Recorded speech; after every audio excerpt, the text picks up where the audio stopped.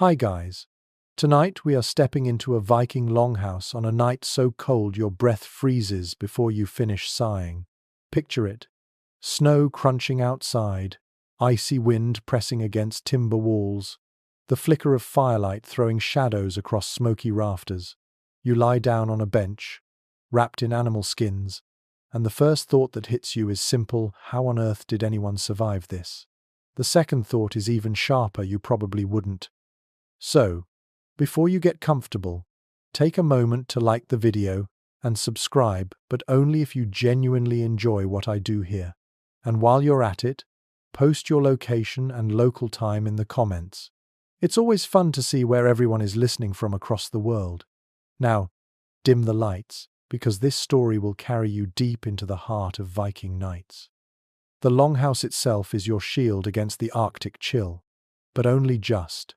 Built of heavy timber, sealed with turf and mud, the hall is wide enough to house a family and their animals, yet drafty enough that the cold seeps in through every crack. You stretch out on the rough planks and feel the icy air crawling across your face, a reminder that insulation is a modern luxury. Historical sources describe longhouses as smoky, dark, and perpetually damp, but they were also strong against the endless winters of Scandinavia. What you notice first is the smell. Wood smoke hanging thick in the rafters, tinged with wet earth from the turf roof, and the musky scent of animals penned at the far end. It's an aroma that clings to skin, hair, and bedding, something you carry with you whether you like it or not. Archaeologists have found carbon deposits blackening timbers from centuries of smoke, proof that fires burned constantly.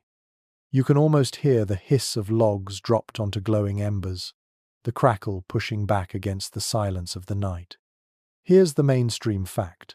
The longhouse was the central building of Viking society, stretching up to 70 feet in some cases, with a hearth running down the middle. Without it, survival in Scandinavian winters would have been impossible.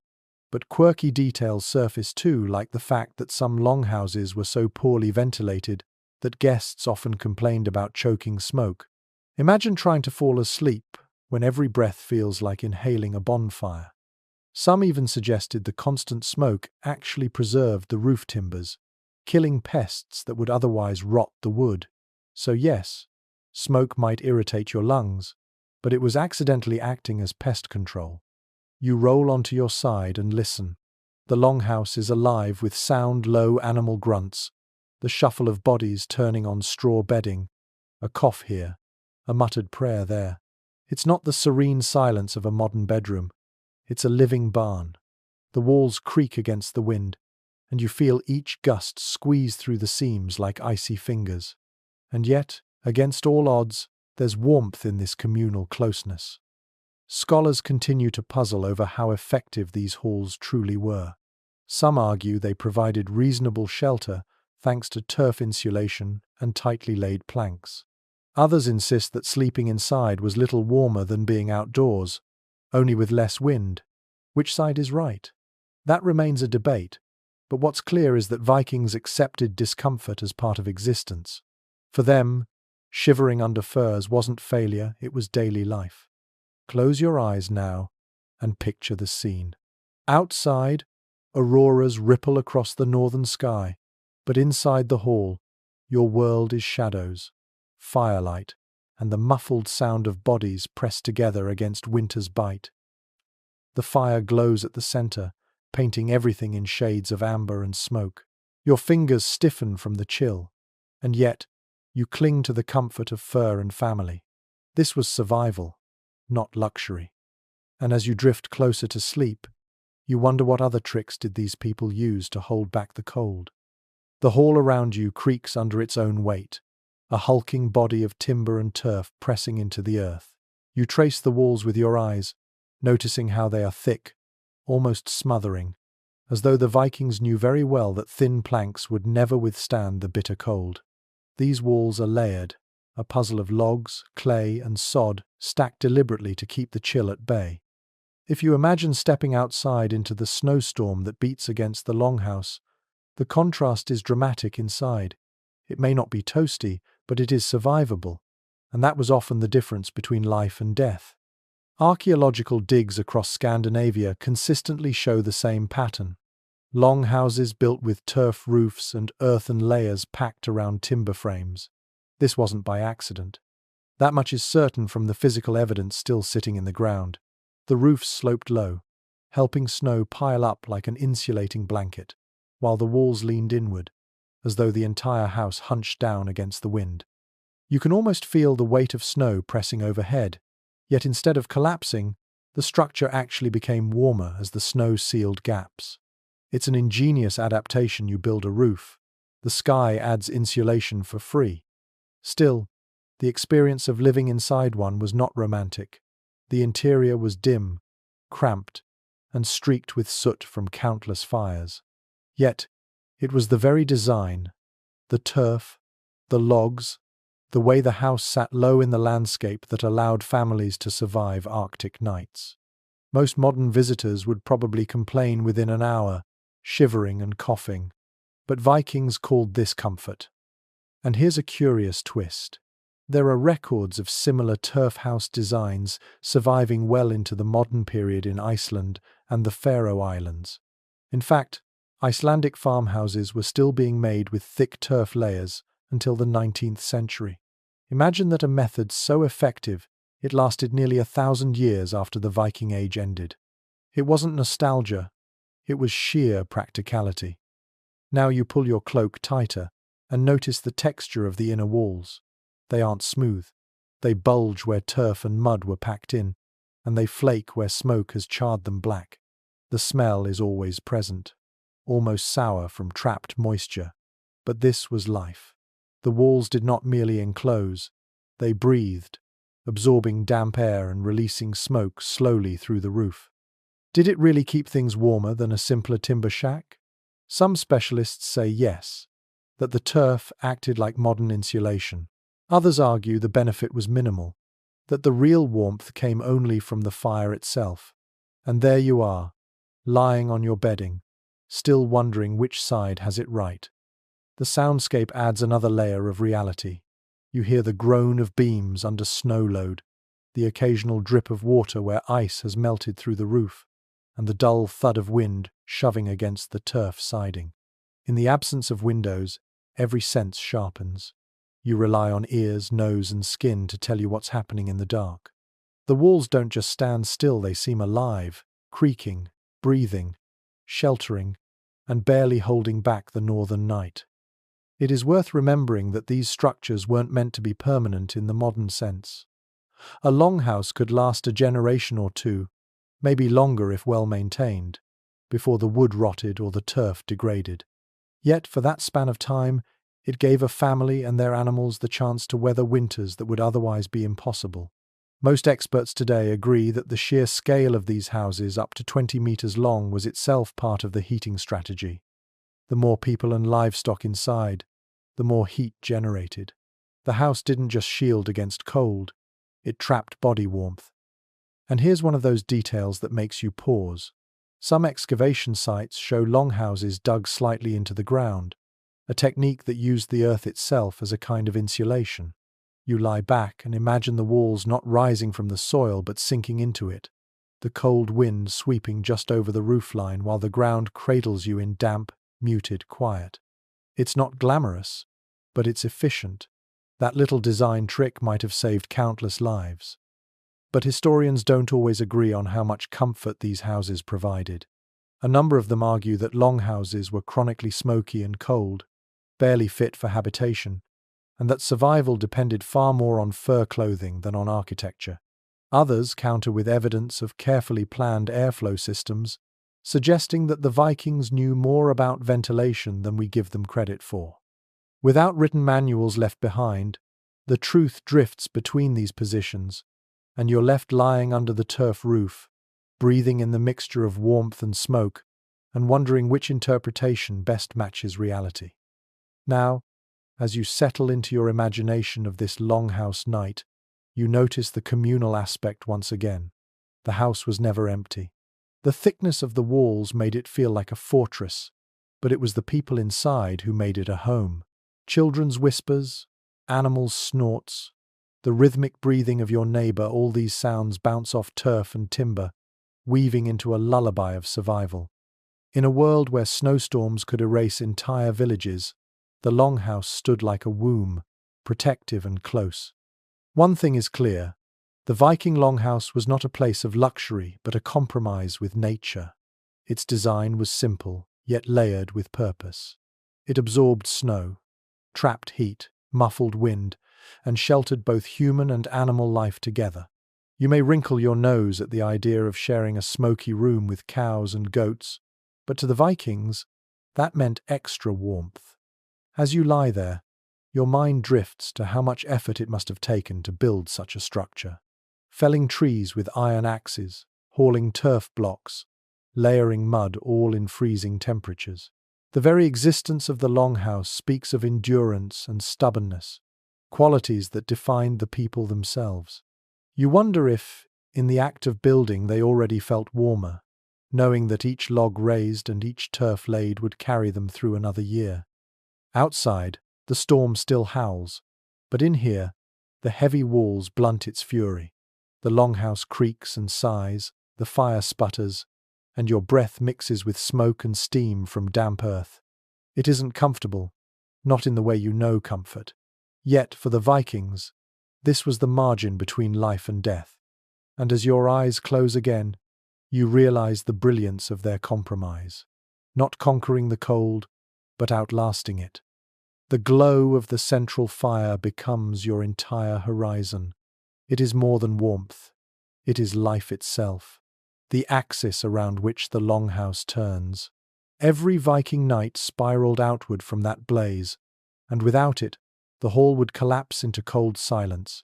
You stretch out and feel the heat ebb and flow across your skin like the tide. Too close, and you sweat. Too far, and your toes stiffen in the frost. The fire is fickle, generous, and dangerous in the same breath.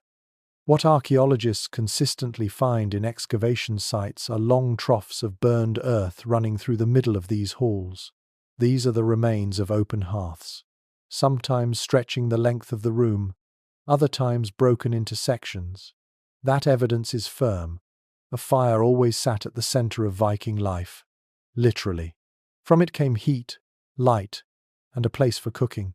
Without that flame, no one in the room would have slept, eaten, or even survived.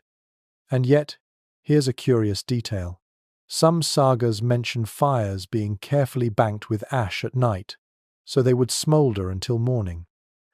This technique kept the embers alive without burning through precious fuel.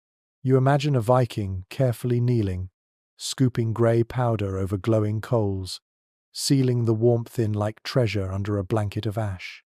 It's the ancient version of hitting the snooze button, ensuring the house would awaken with a little glow ready to be coaxed back into flame.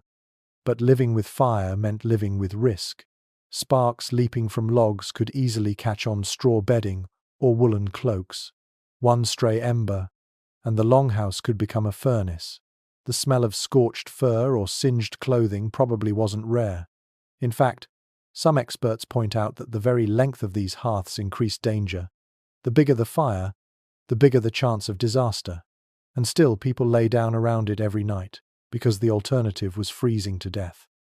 As you shift in your imagined bedding, you notice how uneven the heat really feels. One side of your body basks in warmth, while the other is chilled, exposed to drafts creeping under the door. This push and pull of firelight is exactly what Viking families endured. Too near the blaze, you choke on smoke and risk burns. Too far, you curl your body tighter, pressing against others just to keep the edge of warmth. Contemporary scholars aren't in agreement about how these fires were managed. Some believe there were raised stone borders to contain the blaze. Others argue that the evidence of flat hearths suggests no barriers, just open flames flickering through the night. It's an unsettled question, and the lack of preserved stonework in many excavations leaves the truth elusive. You're left to picture it either way: a neat glowing channel or a sprawling pile of embers scattering sparks in the dark. You let your ears tune in to the sounds around the hearth. The wood crackles sharply, punctuated by softer hisses as sap bursts under heat. The fire spits, and occasionally a log shifts with a low thud. These noises carry across the longhouse, mixing with the steady rhythm of breath from those lying nearby. The fire doesn't just heat the body, it calms the mind. In a world where nights stretched endlessly long, that hypnotic sound must have been its own kind of lullaby. One thing widely accepted is that the fire was the only real source of light inside. Oil lamps or torches might have been used occasionally, but they were secondary. Imagine trying to navigate a crowded hall by a single glowing strip of flame. Shadows loom and shift, flickering against turf walls. Children wake and mistake them for spirits. The supernatural and the ordinary blur in firelight, and stories grow from these shapes. It's easy to see how sagas of ghosts, gods, and heroes could bloom in that half-lit world. Here's a side note worth savoring. Some Viking longhouses contained multiple hearths, not just one. In Greenland, excavations revealed large halls with several fire pits, possibly serving different families or functions. That suggests a communal yet divided space, like having multiple little worlds under the same roof. You imagine the heat zones overlapping, families huddled around their own glow, each fire a private island in the smoky sea of the hall. But of course the downside is smoke itself. With no chimneys in the early designs, the smoke rose and pooled under the rafters before seeping out through the roof. The upper air of the hall was thick with soot, and rafters blackened after only a few winters. Visitors often described Viking interiors as choking and dim. Some scholars even theorized that people slept low to the ground, partly to avoid the densest smoke above. It's an ironic survival strategy. The hearth gives life, but you have to crawl away from its breath to live through the night. Think for a moment about the sensory overload this created. The heat swells, the smoke stings your eyes, and yet the alternative is worse. You lie with tears streaking your face, coughing, but still clinging to warmth. Was it worth it? Every Viking would have said yes. There's also an intriguing possibility raised by some experts, that the fire itself wasn't just practical, but sacred. The hearth may have been considered a spiritual center, with household gods or protective spirits bound to it. Feeding the fire, tending its embers, these could have been acts of reverence as much as necessity. You picture a mother whispering a quiet prayer as she lays on a log, trusting that flame to keep her children alive until dawn. Now imagine the rhythm of an entire night shaped by this glow. The fire dims, people stir to add wood, smoke thickens, the hall dozes off again. The cycle repeats until dawn finally streaks grey through cracks in the roof. You never sleep deeply, not in a longhouse. Instead, you hover between waking and dreaming, your body tuned to the life of the hearth. And so, as you settle closer to that imagined flame, you realize its paradox. It is both protector and threat, both comfort and suffocation. Without it, you'd never see another morning. But with it, you pay the price in smoke, danger, and restless nights. Yet for the Vikings, this balance was normal, the heartbeat of their world. The longer you lie inside this smoky hall, the more you notice the strange dance of air. One moment the smoke drifts lazily upward, curling into the rafters like grey ribbons. The next it surges downward, stinging your throat and making your eyes water. You cough, pull your cloak tighter, and realize ventilation was the hidden puzzle of the Viking longhouse. Too much of it and you froze, too little and you suffocated. There was no perfect balance, only a constant negotiation between cold air and smoky warmth. Archaeological remains reveal simple roof vents, gaps in the ridge where smoke could escape. These are not ornate chimneys, but narrow slits, sometimes covered with movable boards or turf that could be adjusted depending on wind and weather. You can almost picture a weary Viking nudging a roof board into place, muttering at the swirling smoke that refused to cooperate. The concept was rudimentary, but clever. Create just enough suction to pull the smoke skyward while letting as little heat escape as possible. And yet, even with these innovations, the evidence of blackened rafters and soot-choked timbers tells the story clearly.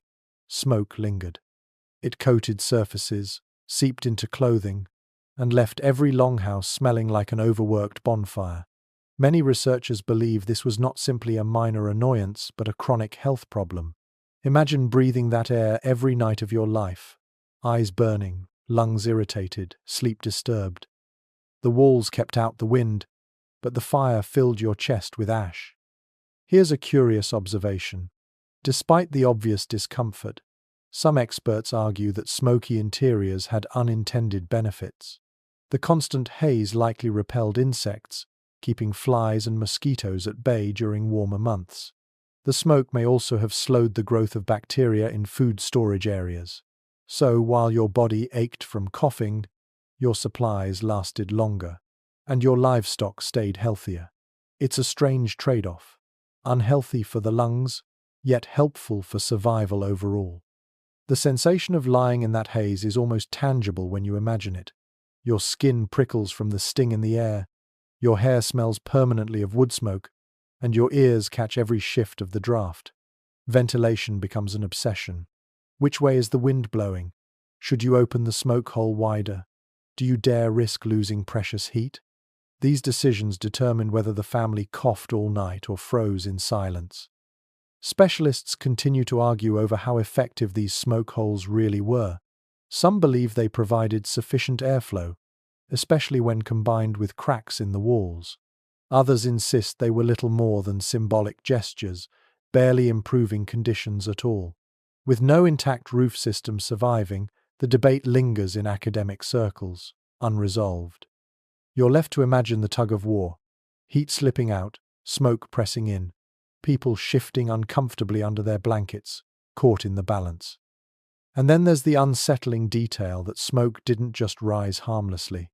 The soot actually built up in layers, thick enough that some roof beams preserved today are nearly lacquered black. In places, archaeologists have scraped away centuries of hardened residue, a grim reminder of how many fires once roared beneath. If the walls of those longhouses could speak, they would wheeze. Yet, against this harsh reality comes another strange benefit. The very soot that coated the timbers may have strengthened them, sealing wood against insects and decay. What seemed like ruinous pollution might have doubled as preservation. You imagine Viking builders nodding with satisfaction, not because they understood chemistry, but because the beams simply lasted longer than expected. Survival sometimes came by accident. Now listen more closely to the sounds inside the smoky hall.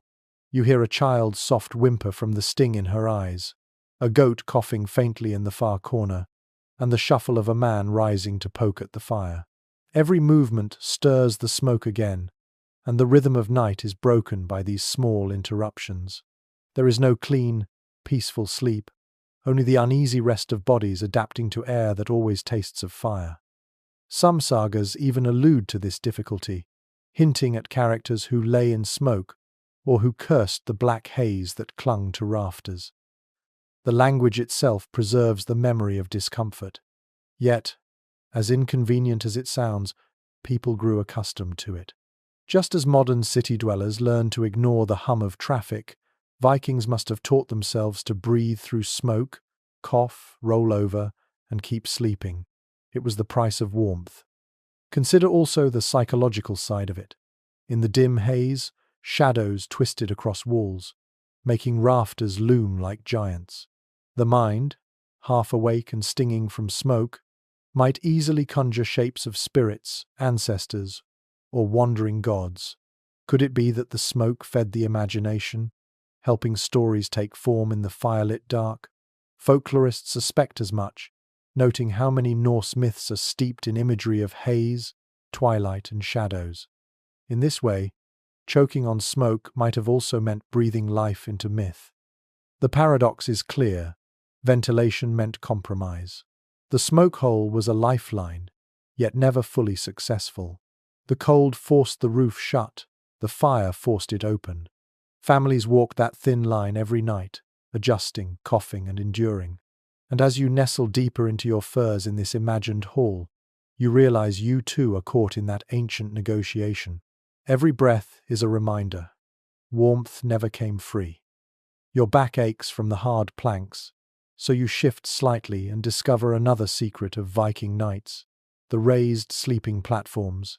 These weren't ornate beds with carved posts or mattresses filled with feathers. They were simple benches built along the longhouse walls, wide enough for a family to sprawl across, sometimes just a rough plank or a layer of woven branches topped with straw. But compared to lying directly on the dirt floor, they were a step into comfort and, more importantly, survival. Archaeologists have uncovered traces of these platforms in excavated halls, post holes running along the walls, discolored patches of earth where wood once rested, even layers of decayed straw pressed into the soil. The evidence is consistent enough that most scholars agree these raised benches were standard features. Sleeping off the ground served two purposes at once. You avoided the damp chill that seeped up from the earth, and you kept out of the way of small animals or pests. It's one of those adaptations that feels obvious when you think about it, but only because people who froze before you learned it the hard way. Now imagine stretching out on one of these benches. Your body is lifted perhaps a foot or two above the dirt, and immediately the cold lessens. The floor itself is dark, moist, and uneven, but here on the planks, you can feel air circulating instead of mud pressing into your bones. A thin layer of straw muffles the hardness of the wood, and animal skins drape across your shoulders like heavy, musky blankets. The difference between shivering through the night and drifting into uneasy dreams often came down to this simple wooden ledge. And here's an unusual detail. Some of these sleeping benches doubled as storage space. People tucked belongings, tools, and sometimes even food beneath them, turning the raised beds into multi-purpose furniture. You might lie down and know that the iron axe you sharpened earlier is resting just below your head, or that your winter root vegetables are tucked safely away from nibbling goats. It wasn't luxury, it was efficiency. But how many people shared these benches? The answer seems to be, as many as could fit. Written descriptions from the sagas and ethnographic parallels suggest that whole families squeezed together, sometimes children sandwiched between parents, sometimes relatives or servants piling into the same row. Privacy was a modern dream. In the longhouse, warmth came before dignity. Your neighbor's elbow might jab your ribs, or their snoring might shake your skull, but their body heat kept you alive. Specialists still disagree on just how wide these platforms were. Some reconstructions show narrow benches hardly larger than modern single beds. Others depict broad ledges stretching the length of the wall, more like communal sofas than individual bunks. With the evidence fragmentary, the debate continues. And as you lie here in your imagined hall, you can picture both possibilities: a cramped personal plank or a broad communal shelf where half the family piled up in a jumble of limbs and blankets. The sensation of it is easy to conjure. You climb up, feel the wood creak beneath your weight, settle into straw that scratches your skin but smells faintly sweet. Above, rafters groan under snow. Beside you, someone shifts, mutters in their sleep, and presses closer. You are never truly alone here, never separated from the warmth or the noise of others. One particularly odd find at a site in Denmark revealed layers of charred straw bedding, suggesting that sometimes these benches caught fire when sparks flew too far. Imagine the rude awakening of your mattress smouldering beneath you. Did families leap up cursing? Did they simply smother it with cloaks and lie back down, too tired to care? The archaeological scar leaves you guessing, but it's a vivid reminder of how precarious life was with a central hearth blazing just feet away. The benches also played another subtle role. They turned the longhouse into a tiered environment. Warmth rose, smoke hovered, and those on benches found themselves in the middle zone, not freezing on the ground, not choking at the rafters, but somewhere in between. You might not breathe perfectly clear air, but you weren't suffocating either. It was a compromise position, a practical middle ground carved out of architecture itself. And beyond their function, these raised sleeping spots shaped social life. The benches nearest the fire may have been claimed by elders or by those with higher status, while less favored corners were left to servants or guests. Sleeping arrangements spoke quietly about hierarchy, the placement of bodies reflecting the placement of power. You might think of it as the Viking version of seating charts, only enforced every single night. So, as you settle deeper into your imagined bedding, you feel both gratitude and discomfort. Gratitude that you aren't lying directly in the mud, shivering with cold seeping through your bones. Discomfort that you're pressed between relatives, straw itching your skin, the fire spitting sparks too close for comfort. This was the Viking bed. Rough, smoky, communal, and yet utterly necessary. The raised platform is no luxury suite, but when winter howls outside and the world freezes solid, it is enough. Enough to rest, enough to survive. And as your eyes close in the flicker of firelight, you understand that sometimes survival depends not on conquering the cold, but on finding the smallest edge against it. A plank, a layer of straw, a place one step above the earth. You run your fingers across the surface of your bedding and realize it isn't just rough straw or planks beneath you. There's a layering system at work, one born of necessity.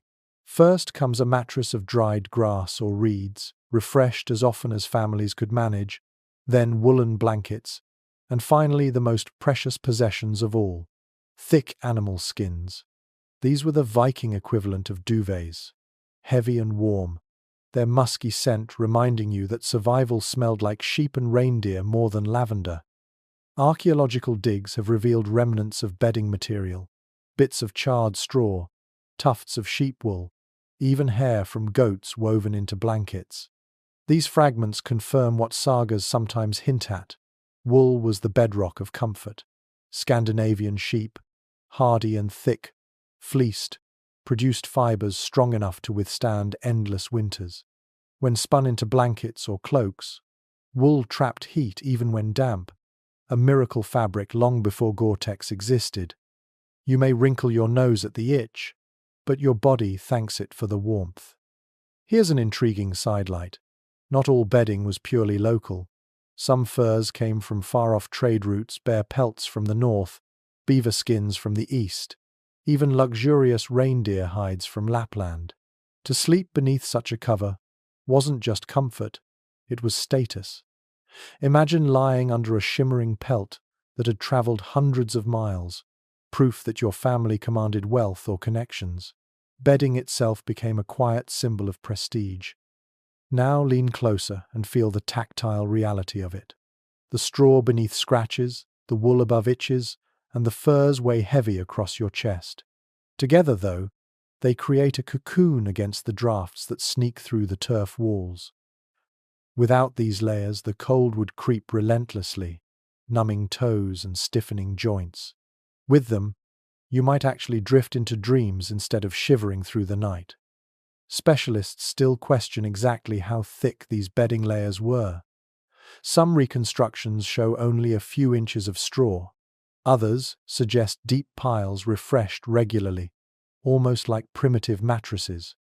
There's even debate about whether animal skins were primarily laid beneath sleepers or over them. Did you lie on fur and cover yourself with wool? Or the reverse? The physical evidence doesn't settle it, and so the scholarly back and forth continues. You're left to test both versions in your imagination, wondering which one left fewer flea bites. Because fleas were the uninvited guests at every Viking sleepover. Wool and fur may have been warm, but they were also perfect homes for pests. Archaeological studies of Viking burial sites have found traces of insect remains in clothing and bedding, clear signs that itching was part of nightly life. You might laugh at the thought of a warrior who braved icy seas but cursed at tiny creatures under his blanket. Survival was never glamorous. And then there's the smell. Wool smelled of lanolin, earthy and slightly oily. Furs carried the musk of the animals they once clothed. Mixed with smoke from the fire and dampness from the turf walls, the longhouse reeked of life, raw and unfiltered. Did people notice? Or had their senses adapted so thoroughly that this bouquet of animal, earth, and ash simply became the smell of home? Anthropologists suspect the latter, pointing out how quickly humans normalize their environments. One charming detail emerges from sagas and folklore. Bedding was sometimes blessed or charmed. A skin laid over a child might be accompanied by whispered words invoking protection from spirits of the cold. This suggests that blankets weren't just physical shields but spiritual ones as well. To wrap yourself in fur was to wrap yourself in safety, both practical and mystical. You picture a mother smoothing a pelt over her son, murmuring a prayer to Thor or Freya that the night would pass without harm. Think about the tactile rhythm of these nights. You shift on straw that crinkles under your body, tug a woolen cloak higher over your chin, and feel the heavy drag of a fur pressing you down. The air still carries a bite, but your body heat builds under the layers, turning discomfort into something closer to relief. In that moment, survival doesn't feel heroic. It feels ordinary. Just another night endured, just another dawn waiting beyond the snow. So you close your eyes and sink into that layered nest, realizing how simple materials, grass, wool, and hide, became the technology of survival. No silk sheets, no feather beds, just the ingenuity of making do with what nature provided. And yet, despite the itch, the pests, the heaviness, you sleep, because in the Viking world, that was enough. The fur across your chest feels heavier than wool, softer than straw, and undeniably foreign. You notice the difference right away. This isn't from the sheep grazing just outside the longhouse or from the goats whose bleating fills the night. This pelt has travelled. Its texture tells you it once belonged to a beaver, or perhaps even a bear, animals not native to your farmstead. And that realization opens a new window into Viking life.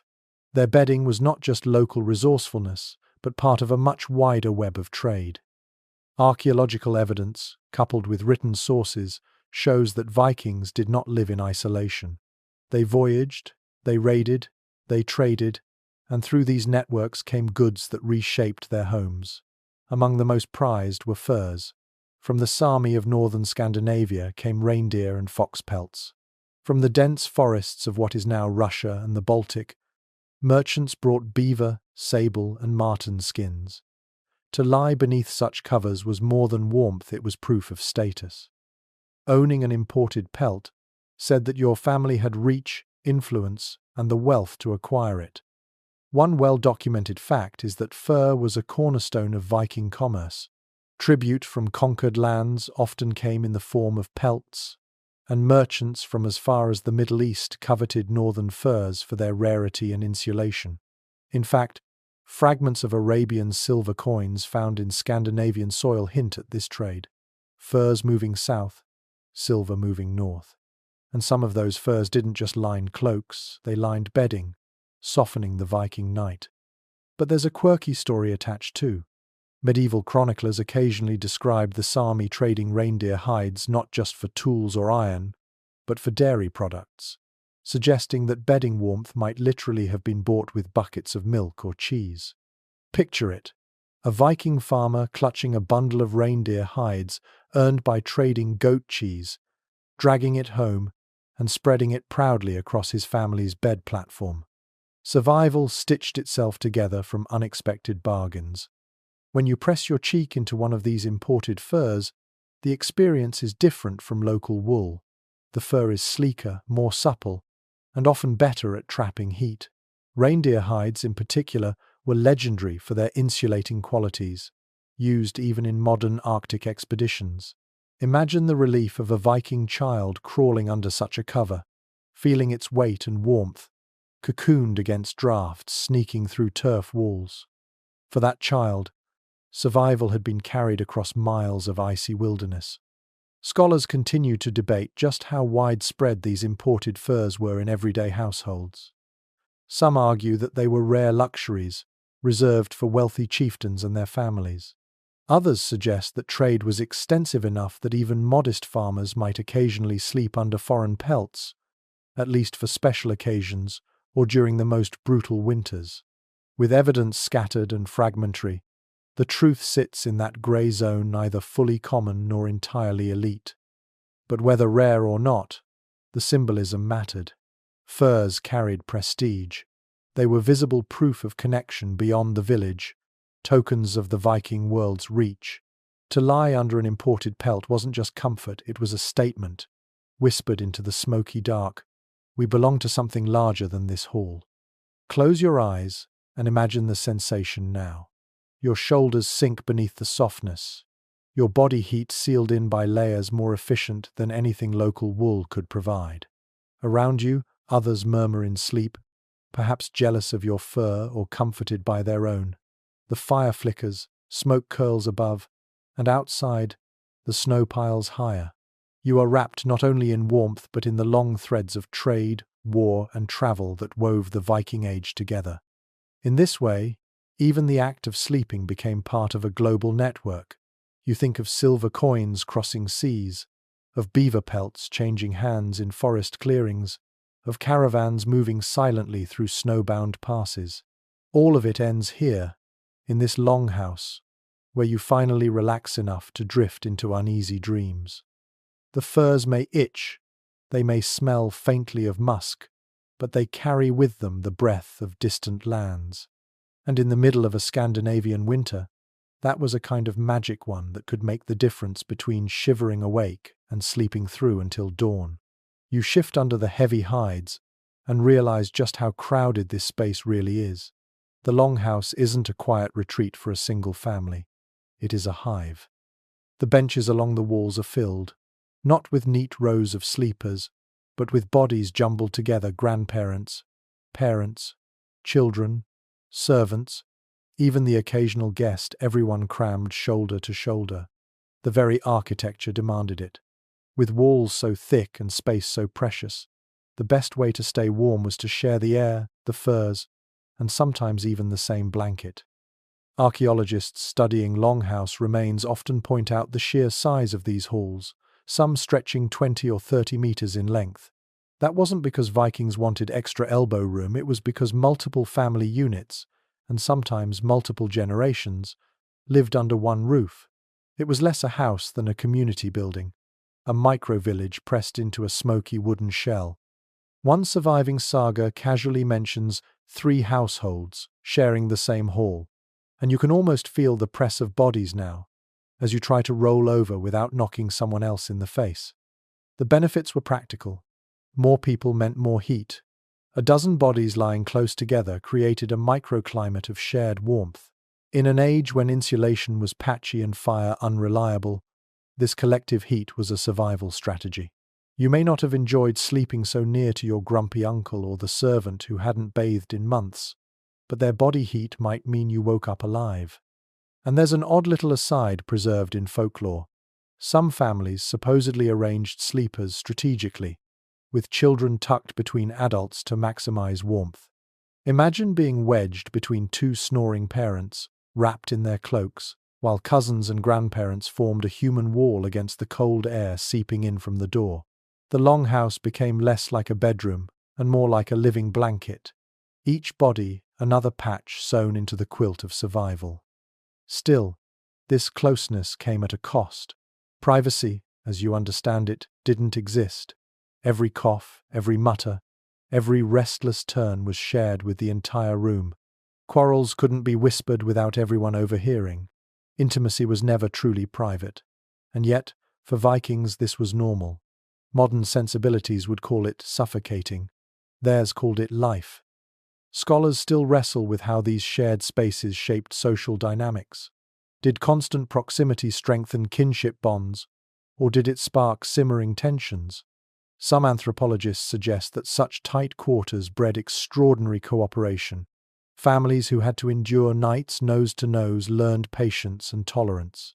Others counter that sagas full of feuds and rivalries hint at the opposite, that living stacked together like firewood fueled resentment as much as solidarity. Both views hold water, and you, lying on your straw mattress, might agree with either depending on whose elbow just jabbed you in the ribs. Close your eyes now and imagine the sensory storm, the warmth of shared bodies, the mingled smells of sweat, wool and smoke, the sound of snoring layered like a chorus across the hall. Somewhere a baby fusses, somewhere else a dog growls softly in its sleep. This isn't a serene silence, it's a cacophony. And yet, amid that noise, there's comfort. You are never alone. One peculiar note from excavation sites. Benches sometimes appear to have been built at slightly different heights, perhaps dividing one family's sleeping area from another's lying. You might picture shallow ledges stepping up along the wall, each clan claiming their level. The arrangement created not just warmth but hierarchy. Whose bench sat nearest the fire? Whose was shunted toward the drafty end by the doorway? The politics of sleeping arrangements spoke as loudly as words at the daytime feast. So as you settle into your imagination of this crowded hall, you realize something vital. The longhouse wasn't designed for the individual. It was designed for the group. Survival wasn't a solitary act. It was communal, noisy, sometimes uncomfortable, but deeply human. You shared not only stories and meals, but also your very body heat, night after night, winter after winter.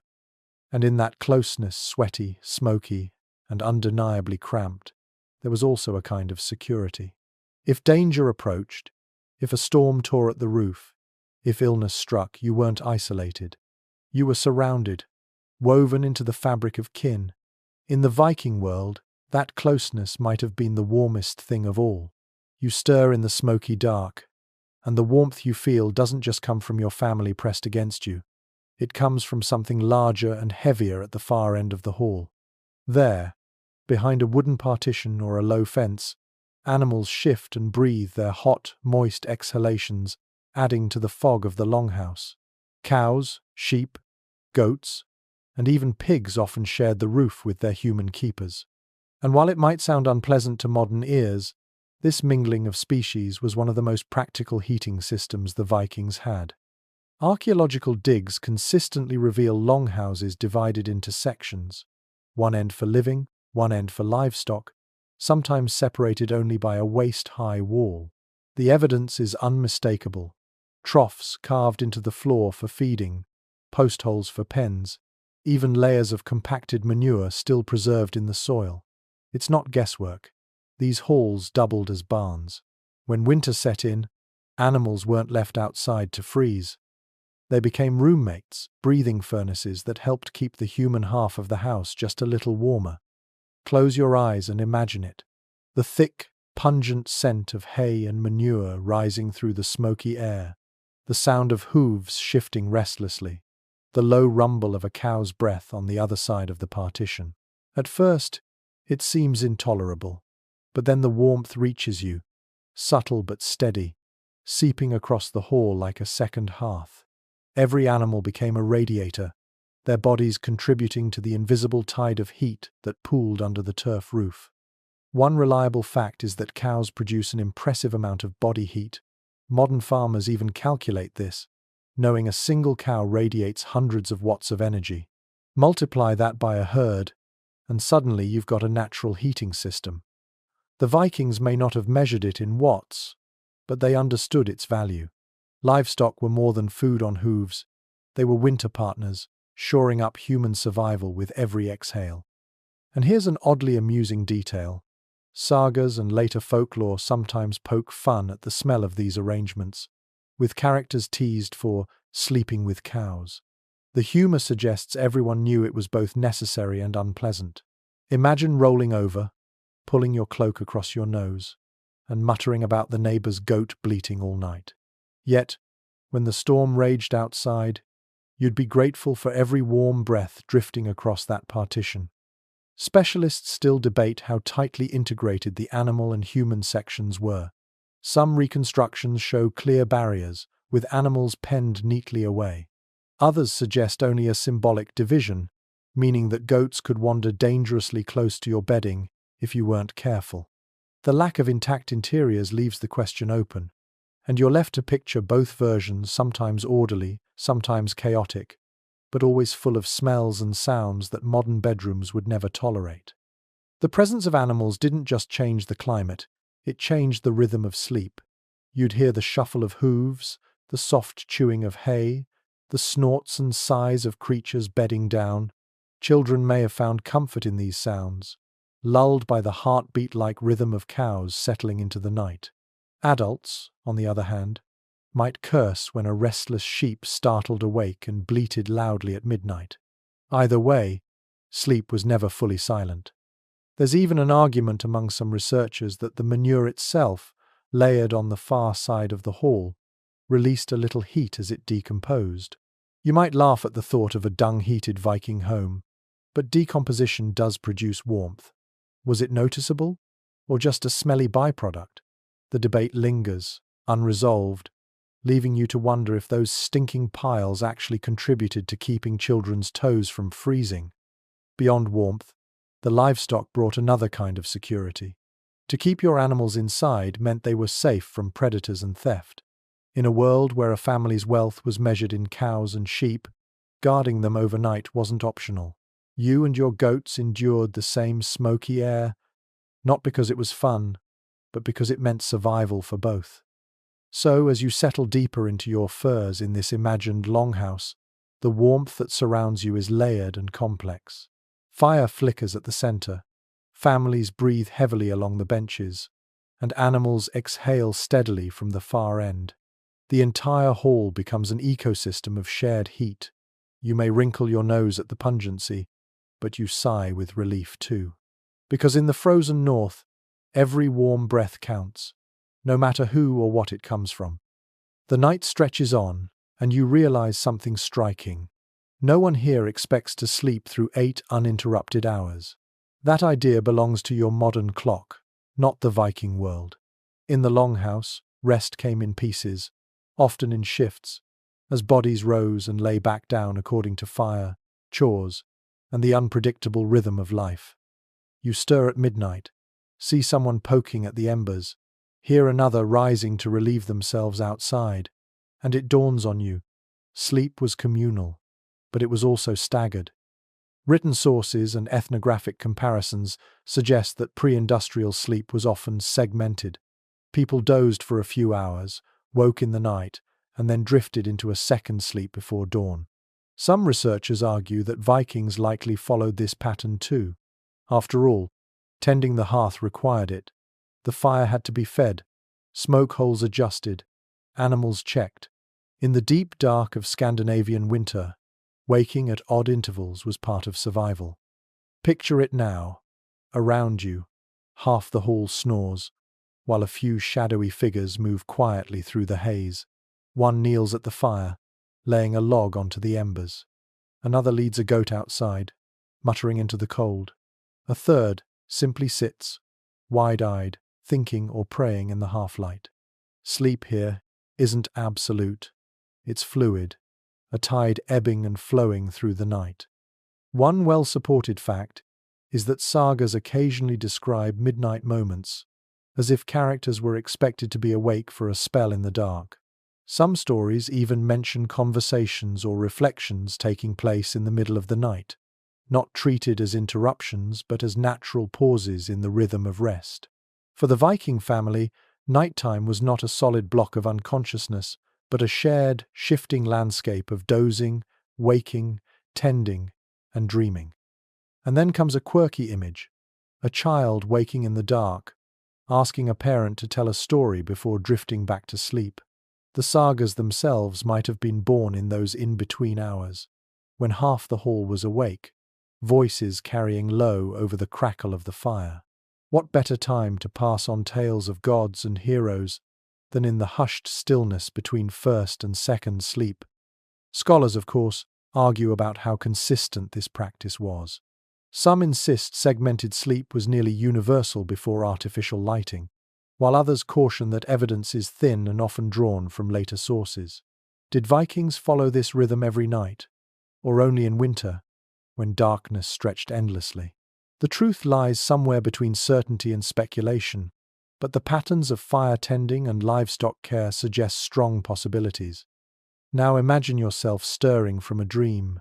Your body is warm under furs, but your lungs ache from smoke. You cough, sit up, and see someone else already awake. There's comfort in that, the shared acknowledgement that the night isn't something to conquer alone. You toss on another log, perhaps mutter a few words to a god or ancestor, then ease back down, waiting for the tide of sleep to return. This rhythm also meant that Viking nights were not silent stretches but punctuated with life. The scrape of wood on fire, the creak of benches as someone shifts, the sighs of animals rising and settling again. Even the act of stepping outside into the cold for relief broke the monotony, your eyes meeting the aurora swirling above before you scurried back inside. These interruptions stitched themselves into memory, making each night a woven fabric rather than a blank. Think for a moment about how this altered the experience of time. In the Longhouse, the dark was not a void to be endured but a canvas stretched across shifting hours. People moved in and out of wakefulness like fish in a current. Perhaps that explains why the Vikings measured their days less by minutes and more by tasks: feed the animals, stoke the fire, share a tale, drift to sleep again. And so you settle into that rhythm yourself. First sleep, waking moments, second sleep. You breathe with the hall, rising and falling with its pulse. The modern idea of one solid, private, quiet night dissolves. In its place is a communal tide, a cycle of warmth, watchfulness, and dreams broken into pieces but still, somehow, whole. The night grows deeper, and though your body rests, your ears stay awake. In this crowded longhouse, silence never truly arrives. Instead, the air is thick with overlapping sounds, a chorus of human and animal life echoing through the smoky beams. You hear it all: songs, mutters, snores, the creak of timbers, the cough of someone whose lungs are filled with soot. For a Viking, this was the soundtrack of sleep. Archaeologists can't excavate sound, but sagas and ethnographic parallels offer clues. Imagine after the evening meal, as families began to settle down, someone might recite a verse or a saga fragment, letting the words carry into the dark. These weren't formal performances, they were bedtime habits, ways of filling the hours before the first wave of sleep. A chieftain's hall might echo with tales of Odin, Thor, or local heroes, while a farmer's house might hum with lullabies whispered to restless children. Either way, stories and songs were stitched into the night as firmly as the straw beneath your back. But once voices faded, another sound rose: snoring. Picture dozens of bodies packed together on benches, cloaks pulled tight, airways clogged with smoke and fatigue. The cacophony must have been extraordinary. Some ethnographers studying traditional farmhouses in Scandinavia described them as barns of sound, where no one ever truly slept in silence. You lie there now, pressed between relatives, and the snores shake your ear as loudly as the storm outside. Here's a curious aside. Some sagas even joke about loud sleepers. Characters are mocked for the thunderous sounds they made at night, as if everyone in the hall was doomed to share the misery. Humor survives precisely because it was so common. Snoring was unavoidable in a room crammed with exhausted bodies and poor air circulation. Imagine muttering curses at your neighbor's rattling throat while knowing you did the same when you drifted off. And then there were the animals. Cows shifting in their stalls, goats bleating softly, pigs grunting in dreams, every noise amplified in the echoing timber shell. Some scholars suggest this constant background of animal sounds may have been oddly comforting proof that the creatures, the family's wealth and lifeblood, were safe for the night. Others propose it was maddening, an unending reminder that you were living in a barn as much as a house. Both views ring true, depending on your tolerance. Now think about the fire again. As logs burned down, they popped and hissed, sending sparks snapping into the gloom. The hearth itself was noisy, a restless companion that never let the room fully quiet. Sometimes, the shift of logs would wake a light sleeper, who in turn would stir others. The sound chain rippled through the hall, keeping night perpetually restless. Modern readers often imagine sleep as a private, serene escape, but for Vikings it was something else entirely. Sleep was social. You slept in a soundscape woven from every voice, every cough, every animal breath. Privacy was a dream, drowned beneath the steady hum of life packed into timber walls. Did people find it exhausting? Or, having never known silence, did they drift into slumber with ease, their minds soothed by the familiarity of shared sound? One thing is certain: sagas often describe evenings filled with speech. Heroes exchange boasts, women sing, children listen.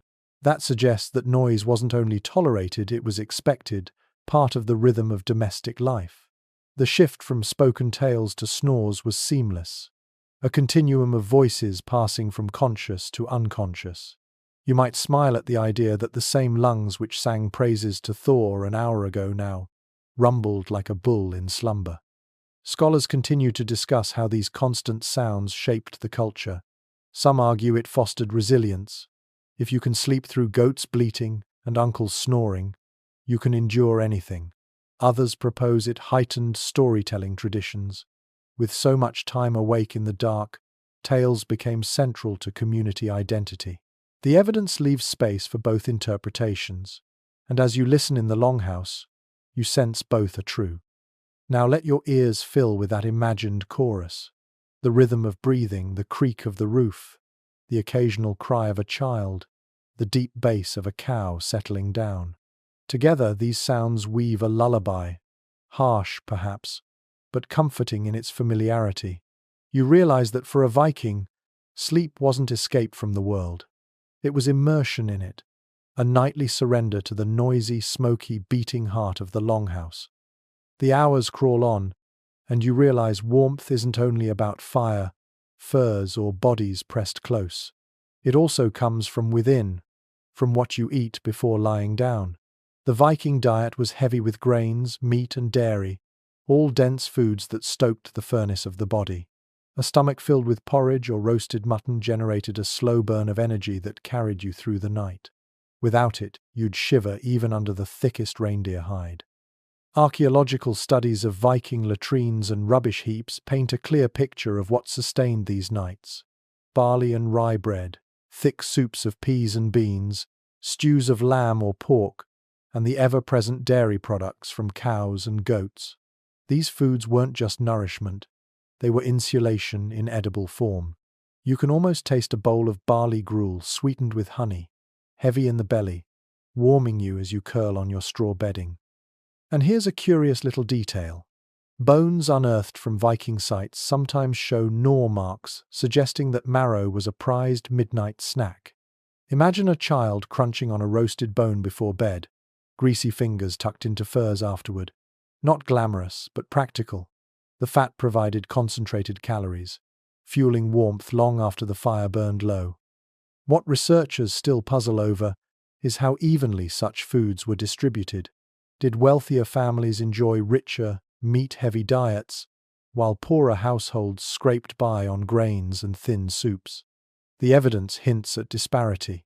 Some graves yield traces of rich animal proteins, others mostly plant-based diets, which means that one family might fall asleep stuffed and warm, while another went to bed hungry and cold in the very same village. The impact of diet on sleep is something you can feel as you imagine yourself here. With a full belly, your body relaxes, limbs heavy, warmth radiating from within. Without food, the cold bites deeper, every draught a sharper sting. It's no wonder that winter feasts often timed around Yule were such important events. They weren't just celebrations, they were survival strategies, filling bellies at the coldest time of year. Picture the scene, after a hearty stew simmered all evening in the central hearth. Families settle onto their benches, bellies stretched, warmth spreading through their cores. The smoky longhouse may still be drafty, but their inner fires glow. Even the animals benefit, fed hay and scraps, their own bellies churn with warmth, adding to the hall's collective heat. Sleep arrives easier when hunger isn't gnawing at your ribs. Another quirky tidbit comes from saga literature. Heroes are sometimes described as eating enormous meals before resting, as if sheer appetite were a mark of strength. One tale mentions a man devouring whole sides of meat before falling into a snoring heap. Was it exaggeration? Almost certainly. But it reflects a cultural truth that eating well meant sleeping well, and both were signs of health and vitality. Yet historians still disagree about the extent to which diet mitigated the cold. Some argue that calorie-dense foods were essential in the subarctic climate, functioning as internal insulation. Others suggest that while diet played a role, clothing and bedding mattered far more, pointing out that even the best-fed body couldn't withstand icy drafts without wool and fur. The debate remains unresolved, and you're left to weigh both perspectives while chewing on your imaginary barley loaf. The sensory picture is vivid, the aftertaste of smoky stew lingering on your tongue, the heaviness in your belly, the way warmth spreads from core to fingertips. You curl into your furs, shift against your neighbor, and sigh. Tonight, food is as much a blanket as the hides pulled over your shoulders. In the Viking world, survival wasn't just about what covered you, it was about what filled you. And as the night drifts on, you understand that each bite of stew, each gulp of milk, each sliver of marrow was a thread in the fabric of warmth, woven into the longhouse as surely as logs and turf. Your belly is heavy from that smoky stew, and now someone passes you a horn brimming with ale. The warmth of food is one thing, but the warmth of drink is another. Vikings brewed beer, ale, and mead, and these weren't just for feasting, they slipped into the rhythms of everyday life, even the nightly struggle to keep warm. One swallow sends a flush to your cheeks, a trickle of heat spreading through your chest. For a moment, you feel as though the cold has been banished entirely. Archaeological finds of brewing vats, fermentation pits, and residue on clay vessels confirm that alcohol was a constant presence in Viking homes. Ale brewed from barley or oats, flavored with herbs, was common. Mead, the honey wine of legend, may have been rarer but highly prized. These drinks were caloric, mildly intoxicating, and above all, warming. The sensation of warmth, though fleeting, was enough to help families drift off under their smoky roofs. And yet, there's a strange contradiction you can sense even now. Alcohol dilates blood vessels, making you feel warm on the surface, but it also hastens heat loss. Modern medicine tells us that drinking before bed in a freezing hall could be dangerous. Did the Vikings know this? Probably not in scientific terms, but they must have noticed the effects. Some waking sweaty, others shivering more after drink. Still, in a world of cold nights, the immediate comfort outweighed the long-term risk. One charming aside comes from sagas where men, having drunk too heavily, fell asleep in awkward places, sometimes on benches, sometimes even near the fire. Imagine being roused at midnight to drag a tipsy uncle away from smouldering embers before his cloak caught flame. Humor preserved in story hints that this happened often enough to be worth retelling. But alcohol wasn't merely about indulgence. These drinks carried calories important when every scrap of energy mattered. A horn of ale could be as filling as a small meal, helping to sustain warmth from within. Honeyed mead, sweet and heavy, was almost like syrup, giving the body quick-burning fuel. You imagine lying down after such a drink, warmth coursing through you, dreams drifting quicker to the surface. Specialists still differ on how widely alcohol was consumed nightly. Some argue that ale was the daily drink, replacing water that was often unsafe. Others caution that brewing required grain and honey, both valuable, so households may have rationed carefully. Which is true. The archaeological record suggests both extremes were possible. Feasting halls where mead flowed freely, and small farms where ale was precious, consumed sparingly on winter nights. The sensory impression is vivid. The tang of fermented barley on your tongue, the sweetness of honey lingering on your lips, the slight dizziness as you lie back against your furs. Around you, voices grow louder, laughter rises, then slowly fades into snores. The alcohol turns the noisy hall into a softer blur, making the press of bodies and the sting of smoke feel more bearable. Yet the risks remained. A drink too many, and you might oversleep your turn tending the fire. Worse, you might stumble into the animal stalls or collapse dangerously close to the hearth. Folklore even preserves warnings about drinking too deeply before bed, stories meant to remind that indulgence could end in disaster. So, as you settle beneath your cloak, warmed by both stew and mead, you recognize the double-edged nature of Viking drink. It comforted, it sustained, and it lulled, but it also left you vulnerable in the coldest nights. You drift into dreams, cheeks flushed, belly full, thinking that survival sometimes tastes like barley and honey, sharp and sweet on the tongue. Your head still swims faintly from that horn of mead, but as you roll onto your side, you notice something simple and telling. The woolen cloak you wore during the day has not been folded neatly away. It lies across you now, doubled as a blanket. In the Viking world, clothes were not mere garments, they were armor against the cold, by day and by night. When the fire faded and the longhouse groaned under snow, cloaks and tunics did double duty as bedding. The archaeological record is rich with textiles. Fragments of woolen cloth have been unearthed from graves and bogs across Scandinavia, often surprisingly well preserved. Thick twill weaves, tablet-woven bands, and coarse homespun cloth show the dominance of wool in everyday life. Sheep were central to survival not only for meat and milk, but for fleece that could be spun into endlessly useful fabric. Historians agree on this point. Without wool, Viking nights would have been much harsher. Wool had a particular magic quality. Its fibers trapped heat even when damp, a lifesaver in a climate where snow melted into every crack and clothing often got wet. Imagine pulling your day cloak tighter over your body, its rough texture scratching but also sealing in precious warmth. These cloaks weren't decorative in the way later medieval fashions became. They were practical slabs of fabric, pinned at the shoulder with brooches, heavy enough to resist the wind outside, and thick enough to serve as a coverlet inside. There's an intriguing side note here. In some graves, especially of higher status individuals, cloaks were found lined with imported furs. This suggests a layering system even in clothing, wool on the outside for durability, fur on the inside for insulation. To sleep under such a cloak was to wrap yourself in both local craft and global trade, proof that fashion and survival walked hand in hand. You picture yourself pulling such a cloak over your shoulders, the wool scratchy against your chin, the fur lining warm against your skin. But what about ordinary people? Did every farmer or thrall have such luxury?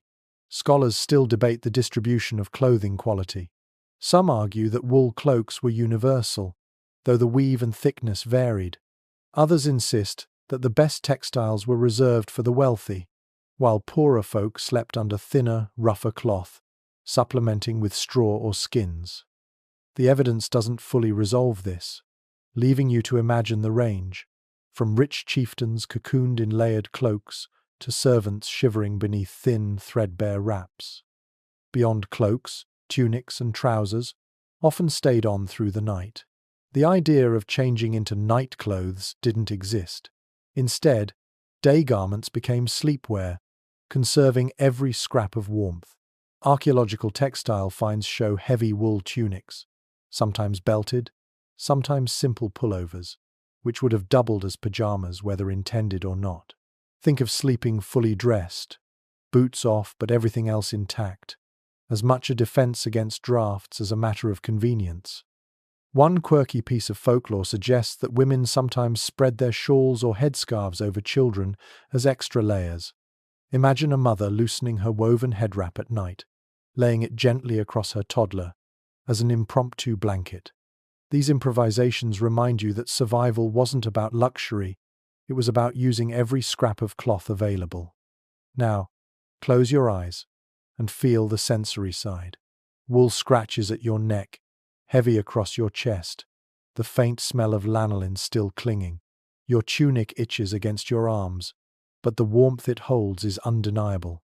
The cloak above you blocks the chill that seeps through cracks in the turf walls, and for a while you breathe easier, grateful for the stubborn heat of sheep's fleece.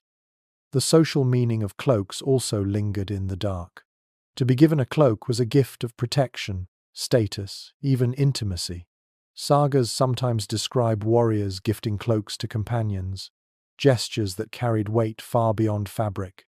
In a longhouse setting, that same cloak might later be shared as bedding, weaving together layers of symbolism, loyalty, survival, warmth. You wonder if someone lying beside you once wore their cloak in battle, and now it covers you in slumber. Historians continue to puzzle over how often clothing was washed.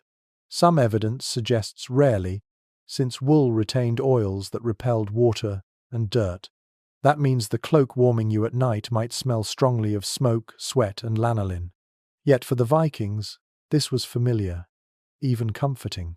The scent wasn't filth, it was home, survival wrapped into every fibre. Consider also the rhythm of reuse. The same cloak might serve at a feast by day, draped proudly over shoulders, then become a blanket by night, shared among children. Fabric was never wasted.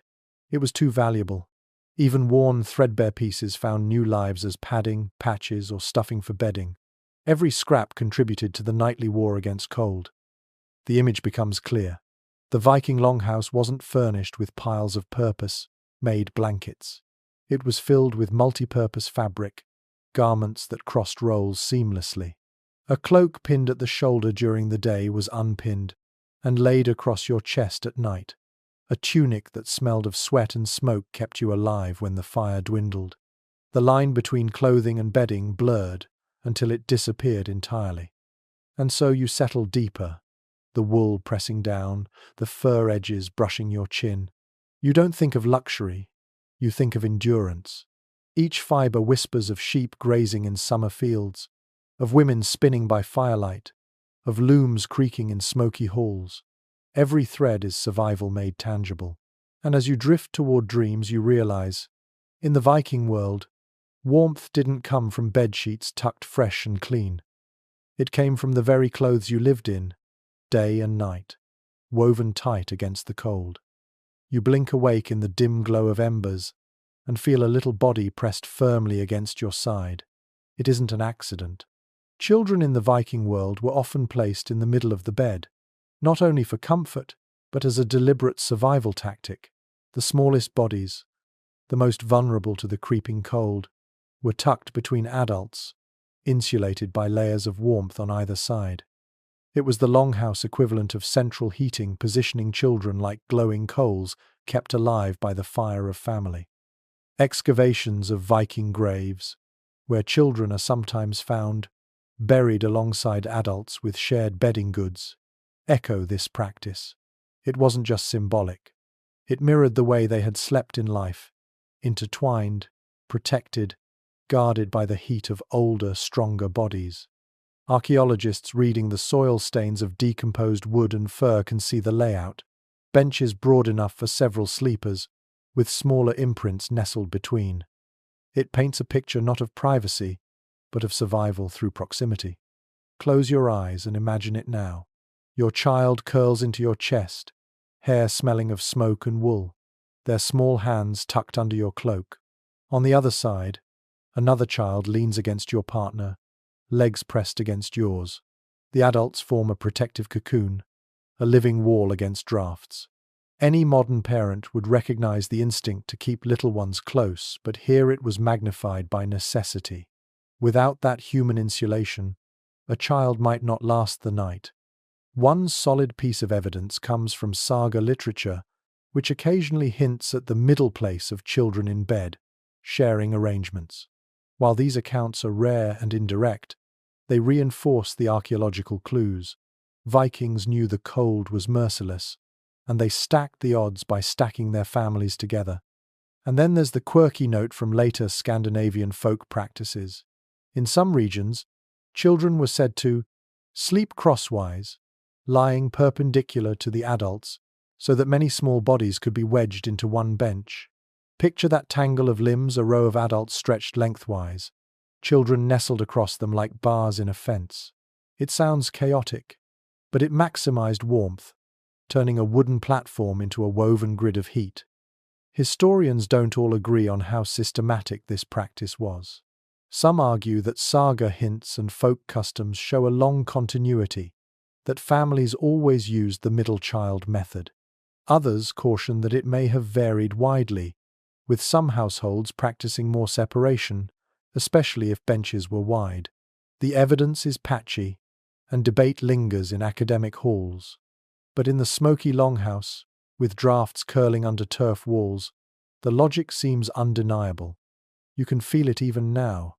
The cold bites less when bodies pile close. Now, think about the emotional side of this. children drifting into sleep with the heartbeat of a parent in their ear, lulled by the combined warmth of family. Adults resting easier knowing their little ones were shielded not just by furs but by flesh and blood protection. In a world where childhood mortality was high, that kind of nightly intimacy must have carried deep reassurance. Yet comfort didn't erase discomfort. You shift under your cloak, and a child's knee jabs your ribs. Another tosses in their sleep, smacking your nose. The benches were narrow, the space crowded, and peace was constantly punctured by elbows and snores. Still, parents accepted it, because the alternative, letting a child sleep at the edge, exposed to drafts, was unthinkable. One odd discovery at a burial site in Norway revealed a child interred with a miniature fur blanket, carefully folded. Was it symbolic? Was it a representation of the family's nightly habit of covering children more carefully? We can't know for certain, but it hints that bedding for the young carried particular importance, both practical and spiritual. To keep a child warm was to keep the family line alive. The sensory picture sharpens as you place yourself there. You feel the weight of furs pressing down, the twitching warmth of a child's body against yours, the steady exhalations creating a small pocket of shared breath under the covers. It is stifling at times, damp with sweat and heavy with smell, yet also comforting, a cocoon against the freezing dark outside. From a social perspective, these arrangements wove families into tighter bonds. Modern ideas of separate nurseries or children's rooms didn't exist. Sleep was a shared endeavor, and in that closeness, love and dependence deepened. But so did the awareness of fragility.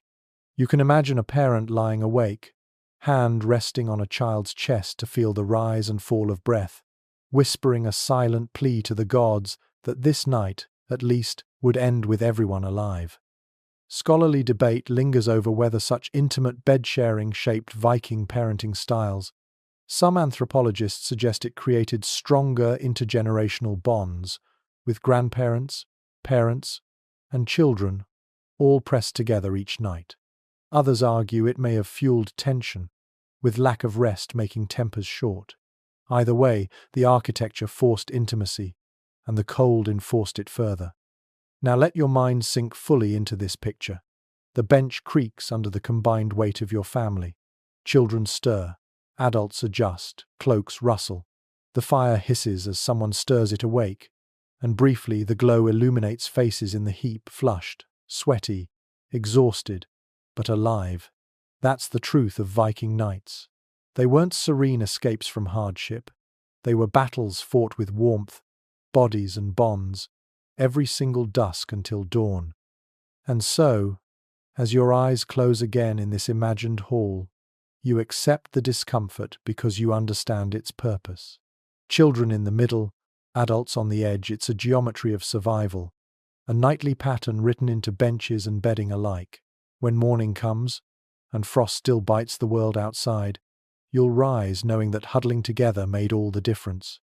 The longhouse is restless again, but this time the sounds carry a softer rhythm. Murmurs, whispered laughter, the rustle of cloaks drawn tighter. You realize intimacy itself was part of surviving cold nights. Love and marriage in the Viking Age weren't just social arrangements. They were nightly contracts of warmth. To lie beside a partner wasn't only about companionship, it was a physical buffer against freezing drafts. Archaeological finds don't preserve affection, but they do reveal shared graves where couples were buried with bedding goods, cloaks, or furs draped over them. This material evidence, alongside saga references, suggests that sleep and partnership were entwined. Marriage wasn't just about lineage or inheritance. In the dead of winter, it was about having someone to press against when the fire burned low. You pull your imaginary cloak tighter and feel the warmth of another body next to yours. The cold bites less sharply. In a hall where privacy was scarce, couples carved intimacy in whispers under shared furs. Was it comfortable? Perhaps not. Children snoring nearby, goats shifting in their pen, the smoke stinging eyes, but it was the only pocket of closeness to be found. One well-established detail from saga literature is the emphasis on the marriage bed as a place of negotiation and alliance. The Icelandic sagas sometimes mention who shared beds with whom, not just in the literal sense, but in the sense of honor and household order. That placement mattered. It dictated who was allowed into warmth, who lay beside the fire, and who was pushed toward the drafty edges. And here's a quirky little note. In some traditions, the wedding ceremony itself involved leading the bride to the marital bench inside the longhouse, rather than to a separate room. Imagine the whole household watching as the new couple's sleeping place was formally established, with everyone fully aware that the same bench would later double as their shared blanket against the cold. Romantic privacy wasn't the point, practical survival was. Scholars remain divided on how much privacy Viking couples could actually achieve. Some argue that the crowded conditions left little room for seclusion, suggesting that intimacy was woven openly into the fabric of community life. Others counter that partitions or hangings, animal skins strung along beams, might have offered a little separation. The truth likely varied, with some halls allowing small nooks, while others left couples entirely exposed to the gaze and ears of kin. The sensory picture is easy to conjure. You and your partner curled tightly together, sharing not only warmth but breath. Your cloaks overlap, your limbs tangle, and between snores and coughs you whisper words no one else hears. Around you, life in the longhouse rumbles on, but in this cocoon, you create a pocket of heat, physical and emotional. There's a tenderness here, even amid hardship.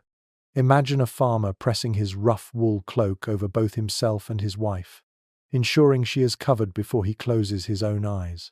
Or picture a woman tugging her fur closer around her husband after he stirred the fire, rewarding his vigilance with warmth. These gestures, small nightly acts, were as essential as any great saga deed, for they carried the family through winters that would have crushed them alone. But intimacy wasn't limited to spouses. In households where widows, widowers, or unmarried adults lived, bed-sharing often stretched beyond the bounds of romance. Companionship in sleep could cross lines of kinship and duty. An elderly grandmother might sleep beside a granddaughter, not because of sentiment alone, but because body heat kept both alive. A servant might be folded into the same bench as children, filling gaps in the wall of warmth. The arrangement blurred boundaries, emphasizing that survival required cooperation above propriety. One peculiar tidbit lingers in medieval Christian sources criticizing northern peoples. Some clerics grumbled that they lie all together in their huts with no separation of man and woman. While likely exaggerated, such commentary hints at a reality that shocked outsiders. Viking intimacy wasn't privatized behind stone walls. It was audible, visible, and part of the shared experience of the whole. For the Vikings themselves, this lack of seclusion may have bred resilience. Couples learned to treasure quiet moments, to find warmth not in isolation but amid the thrum of communal life. Love had to coexist with goats bleating and children shifting restlessly nearby. Perhaps that made it more enduring, less dependent on setting, and more rooted in presence. Specialists still question how this environment shaped Viking concepts of marriage and family. Did constant visibility enforce loyalty and transparency, or did it foster jealousy and tension? The sagas provide glimpses of both, stories of devoted couples surviving hardship together, and tales of betrayal whispered in the same smoky dark. The ambiguity is fitting, for the longhouse was both shelter and pressure cooker, magnifying every bond and every fracture. Now imagine yourself lying there, cloaks overlapped, the weight of furs pressing you close. The smoke prickles your eyes. Children cough nearby, but your partner's hand brushes against yours, and for a moment the cold doesn't matter. Intimacy, in this world, is measured not in roses or candlelight but in shared warmth, whispered words, and the simple act of holding on through the night. In the end, that's what love looked like in the Viking longhouse. Not grand gestures, but the nightly ritual of sharing heat, shielding each other from drafts, and finding connection in the crowded, smoky dark. Survival was communal, yes, but within that crowd, couples still carved their own fragile circle of warmth. The fire has quieted again, and you shift on the bench, feeling the prickly weight of straw beneath you. That's when you notice another nightly ritual that mattered more than anyone admitted: refreshing the bedding itself. Straw mattresses weren't permanent. They were renewed, fluffed, and sometimes replaced altogether. Without that effort, the simple material under your back would rot, flatten, and crawl with pests. Keeping straw fresh wasn't just comfort, it was hygiene, survival, and a bit of household pride. Archaeological digs have uncovered thick layers of straw mixed with ash and fragments of animal hair in longhouse floors. These are the remnants of bedding, spread in layers and refreshed seasonally. Straw insulated against the damp earth, gave a little cushioning, and absorbed some of the smoke and grease of daily life. But it had to be changed. Left too long, it became a foul mattress of mold, fleas, and filth. Imagine lying in straw so old it smelled sour, damp with sweat and spilled mead that would hardly make sleep easier. One reliable point from medieval sources outside Scandinavia is the phrase, "shake down the bed." This meant fluffing straw bedding, shaking it out, and layering in fresh stalks. Viking households likely did the same, though with less ceremony. You picture a woman in late autumn dragging in bundles of straw, spreading them across the benches, and laughing grimly that these golden stalks would be brown and broken by spring. And here's a quirky tidbit. In some northern traditions that survived well into the modern era, fresh straw was laid in sleeping places at midwinter festivals. It wasn't just practical, it was symbolic, a gesture of renewal. To lie on new straw at Yule meant welcoming the turning of the year, inviting good fortune, while also ensuring the next few months of sleep weren't unbearably itchy. Was this custom Viking in origin? Scholars can't prove it, but the echoes are tantalizing. Now let your senses take over. You roll across straw that crinkles, stiff stalks poking your arms, the smell of dry grass faintly sweet under the heavier musk of firs. Fresh straw has a comfort all its own, earthy, rustic, clean compared to the sour stench of old bedding. It rustles when you move, sounding almost like whispers in the dark, a small reminder that you're sleeping on the same stuff your animals chew. Yet even with this care, the straw never lasted long. Families likely replaced it multiple times a year, whenever infestation became unbearable. Archaeologists have found layers of ash deliberately scattered in bedding areas, likely as an attempt to kill pests or dry out dampness. Imagine sprinkling ashes from the hearth across your bed before adding new straw, a strange kind of housekeeping that blurred the line between filth and remedy. Scholars continue to debate whether straw bedding was universal in longhouses or if wealthier households used alternatives like down or imported textiles. A handful of elite burials include feathers and finer fillings, suggesting some luxury. But for the majority, straw was the staple. It was cheap, abundant, and at least for a while comfortable. Think of it as the mattress of the masses, one that scratched and rustled but kept you off the bare planks. The practice of refreshing straw also created a rhythm in household life. Children might be tasked with dragging bundles indoors, servants with spreading it evenly, elders with shaking out cloaks before laying them down again. Every part of the process was communal, another reminder that survival was never solitary. Keeping the beds livable was as important as tending the fire or feeding the animals. Neglect it, and everyone would itch, cough, and complain. Imagine the soundscape when the straw was new. Families settled in, the crinkling chorus of bodies lying down echoing across the hall. It would quiet over the weeks, flattening until only silence and dust remained, until fresh bundles arrived, and the noise of rustling sleep filled the night again.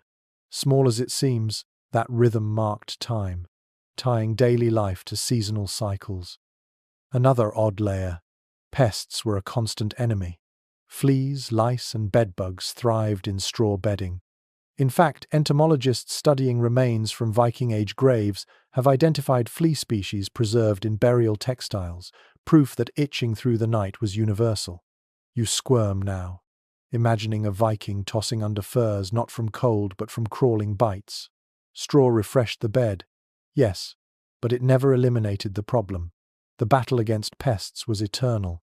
and so you roll onto your side, aware of the mixture beneath you. Fresh stalks crackling, ashes drying the damp, and hidden insects waiting for darkness. It's uncomfortable, imperfect, but it's better than the alternative. To lie directly on planks or soil would invite worse cold, worse damp, worse pain in your bones. Straw was never glamorous, but it was enough to tip the balance towards survival. This nightly maintenance, refreshing straw, spreading furs, shaking out cloaks, was as much a ritual as eating or praying. It was the small, constant labor of keeping life livable inside a smoky hall. And though you might itch and grumble, you also sigh with relief. Because in the Viking longhouse, fresh straw was not luxury. It was hope that tonight you might sleep a little easier. You tugged the cloak higher across your shoulders, but still you twitch and scratch. It isn't the straw this time, it's the uninvited guests living in your bedding. Fleas, lice, and bedbugs thrived in the warmth of Viking longhouses, just as they did in nearly every pre-modern society. If the cold didn't disturb your rest, the itching certainly did. Survival in a smoky timber hall was never about perfect comfort. It was about enduring the constant nuisance of tiny creatures that lived closer to your skin than you'd prefer. Archaeologists have found direct proof of this irritation. Excavations of Viking graves, where textile fragments survive, often turn up fossilized flea remains or lice eggs clinging to hair. One study from York, once a Viking city, unearthed combs thick with head lice and bedding layers rich in flea droppings. These were not isolated incidents. Pests were universal. Everyone scratched. Warriors, farmers, even chieftains lay down at night with fleas hopping across their furs. The longhouse was warm enough for humans to live and warm enough for insects to thrive. Now close your eyes and imagine the sensation. You drift into sleep, only to be jolted awake by an itch at your ankle. You scratch, roll over, and another bite pricks your shoulder. The straw rustles as you shift again. Around you, others do the same, their small movements creating a restless ripple through the benches. The hall breathes, snores, coughs, and scratches. In some ways, fleas were the true chorus of Viking nights. Here's a curious detail that makes you smile grimly. Double-sided combs were among the most common personal items found in Viking burials.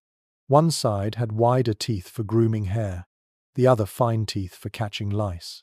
Imagine a family huddled around the fire in the evening, not just telling stories but also combing each other's heads, flicking lice into the flames. Hygiene rituals doubled as bonding time. Perhaps even laughter softened the frustration, one person teasing another for hosting a flea circus in their hair. But pests weren't only in hair. They lived in the very furs and blankets meant to protect you. Animal hides provided warmth, yes, but also perfect habitats for fleas. In winter, when bedding wasn't washed or replaced, infestations exploded. Some ethnographers studying later Scandinavian farmhouses noted that children joked about night fleas, keeping them awake, suggesting that itching was accepted as part of life. Sleep meant enduring the tiny stings as much as the drafts through the turf. Specialists argue about how much these pests truly affected health. Some suggest the constant irritation led to skin infections or weakened sleep, making people more vulnerable to illness. Others believe that while annoying, the human body simply adapted, and communities learned to live with it. The evidence is inconclusive, but the debate shows just how central these tiny creatures were to daily life. Think of the sensory world this created. The smell of smoke and wool clinging to your cloak, the heavy warmth of furs, the faint scratching sound of someone across the hall dragging nails against their skin. Even animals weren't immune. Cows and goats brought their own insects indoors, adding to the collective buzz. You might laugh in despair, realizing that the only creatures truly thriving in the longhouse were the fleas. One odd archaeological note comes from deposits of ash sprinkled into bedding areas. Scholars speculate that ashes were used deliberately to dry out damp straw and to deter pests. Was it effective? Perhaps somewhat. You picture a mother tossing handfuls of grey dust over the bedding before layering fresh straw, hoping the grit would discourage fleas from nesting. It's a primitive insecticide, born of necessity. Yet, there were other folk remedies too. Some later traditions speak of placing pungent herbs like tansy or juniper in bedding, both for smell and to repel insects. Did Vikings do the same? There's no direct evidence, but given their knowledge of local plants, it's entirely possible. Imagine falling asleep on straw laced with crushed juniper, the sharp scent mixing with smoke and damp fur. Did it help? Or just make the itch smell nicer? Historians remain unsure. The emotional toll can't be overlooked either. Nights were never entirely restful when pests stirred. Parents may have spent long hours calming children, crying from itchy bites. Couples whispered curses at fleas bouncing under blankets. Even the toughened warriors, who could face icy seas and battlefields, must have groaned at the indignity of scratching like dogs through the night. Still, fleas and lice became part of identity. Combs were as necessary as swords, fireside delousing as common as storytelling. To be Viking was to be itchy, and to accept that discomfort as another battle waged daily. The cold, the smoke, the pests. None could be eliminated entirely, but all could be endured. So as you shift again under your furs, scratching your arm and sighing, you realize something deeper. The Viking night was a tapestry of imperfections. Warmth came wrapped in smoke, companionship came wrapped in noise, and bedding came crawling with fleas. Yet people still slept, still dreamed, still woke, ready to sail and farm and fight. Sleep was never about comfort, it was about endurance. And in enduring, the Vikings outlasted both the winter and the biting fleas that feasted in its shadow. The smoke curls thicker tonight, and as you lie beneath the hides, you sense something beyond the physical warmth. For the Vikings, sleep was never just a bodily need. It carried weight in the world of spirit and superstition.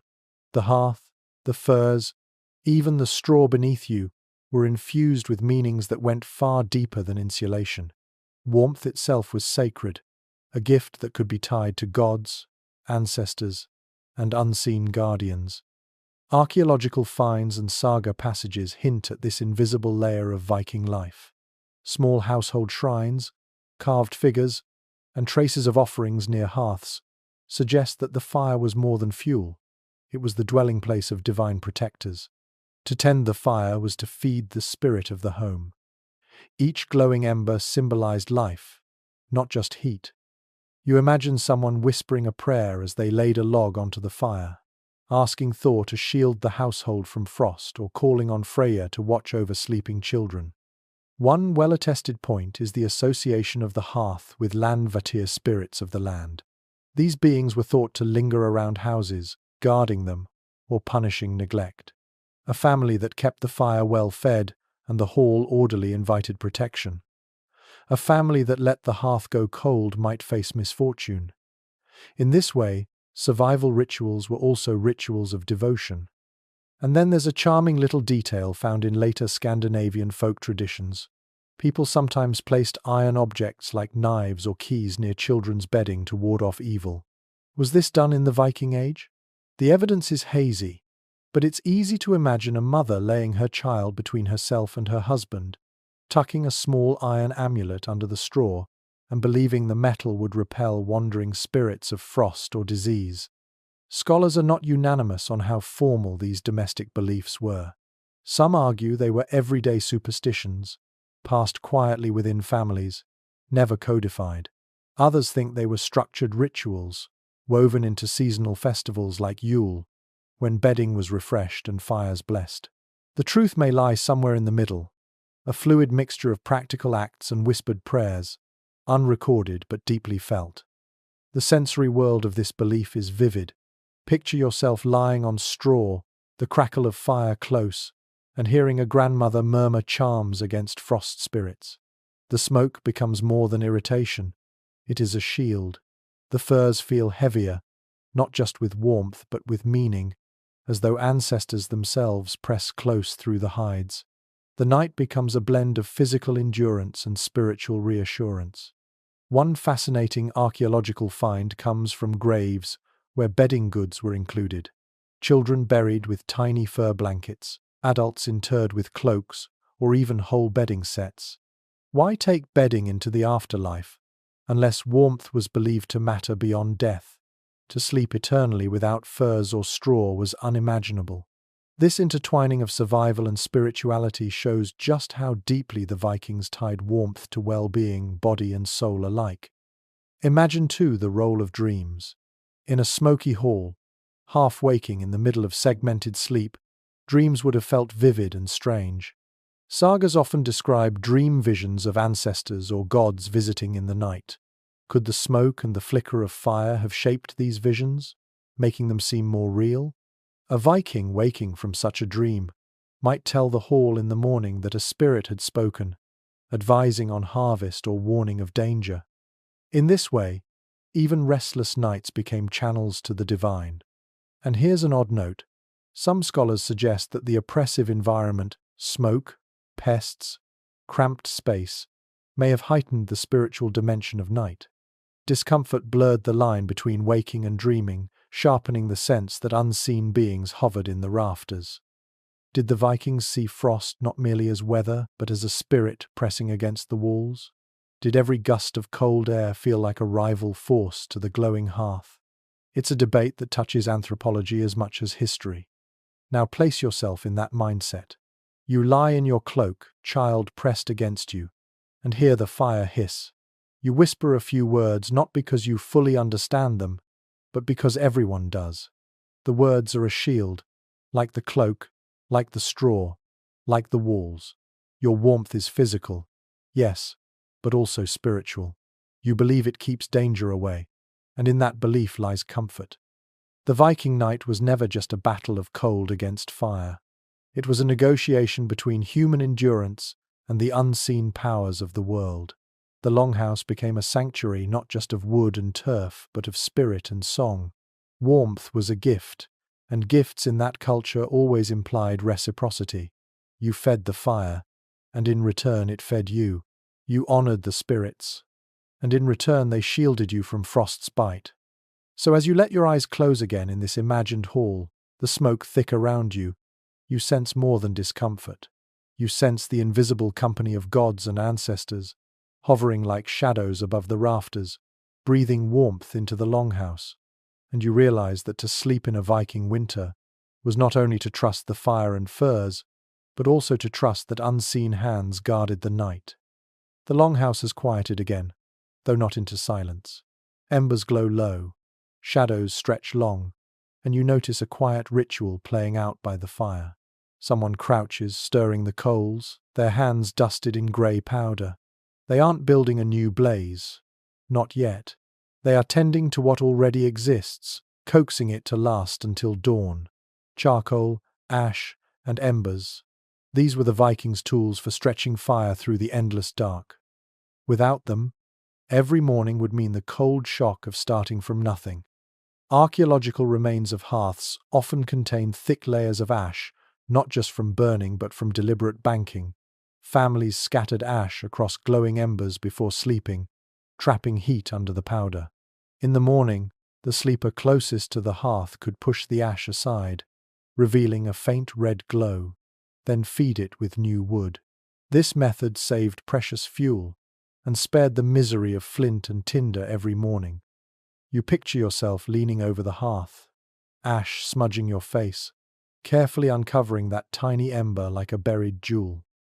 One established fact comes from later medieval sources. The practice of raking the fire into ash piles was common across Europe. Given the parallels, it's almost certain the Vikings did the same. The technology was simple yet effective, and in the north, every trick to preserve fire was cherished. Ash became a blanket for embers, and embers became a promise of survival. And here's an amusingly odd aside. Ash wasn't just insulation. It also doubled as a cleaning agent. Households sometimes rubbed ash on greasy pots or even on hair as a primitive shampoo. Imagine crawling into bed with ash still under your fingernails, knowing it was the same substance keeping your hearth alive. In the Viking world, nothing was wasted, not even soot. Now, consider the sensory reality. The hearth at night was less a roaring blaze than a faint, glowing snake of coals, shifting red under its grey skin. You'd hear occasional pops as tiny sparks escaped their burial, see little threads of light weaving through the ash. The smell of char lingered sharp in your nose, mixed with damp wool and fur. That faint warmth was enough to keep frost from biting too deep. To a Viking, those glowing coals were as precious as silver.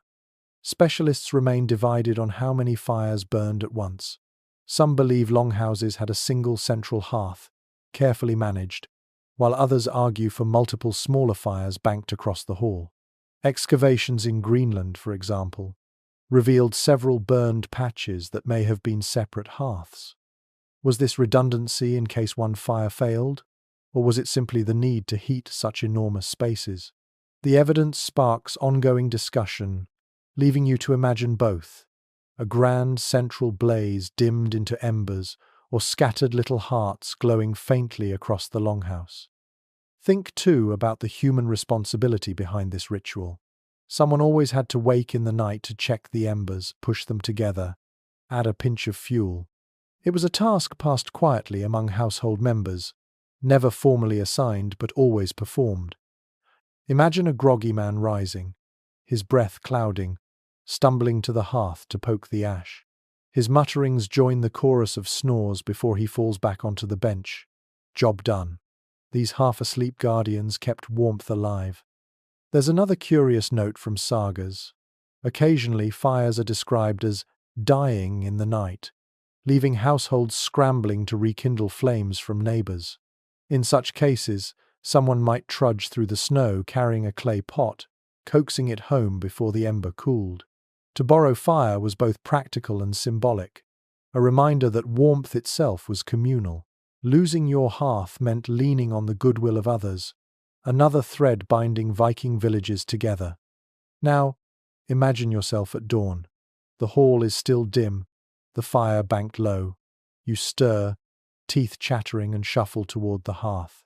Ash crumbles under your fingers, and with a small thrill, you uncover the faint orange eye of an ember. Carefully you feed it twigs, then a branch. The glow brightens, smoke curls upward, and life rushes back into the hall. Around you, others stir, grateful you've spared them the cold shock of relighting from scratch. In that moment, you feel like you've carried a secret flame through the night, a bridge from dusk to morning. Scholars continue to ask, how much wood did these longhouses consume? Some estimate several tons each winter, an immense burden requiring constant chopping and hauling.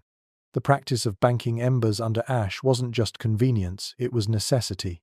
Without it, fuel demands would have been unsustainable. Each ember preserved meant fewer trees felled, fewer hours with axe and saw. The emotional dimension of this practice shouldn't be overlooked. To wake in the dark and see that faint glow meant safety. The ember was proof the house was alive, the family still cradled in warmth. Its absence would have been terrifying, a symbol of vulnerability.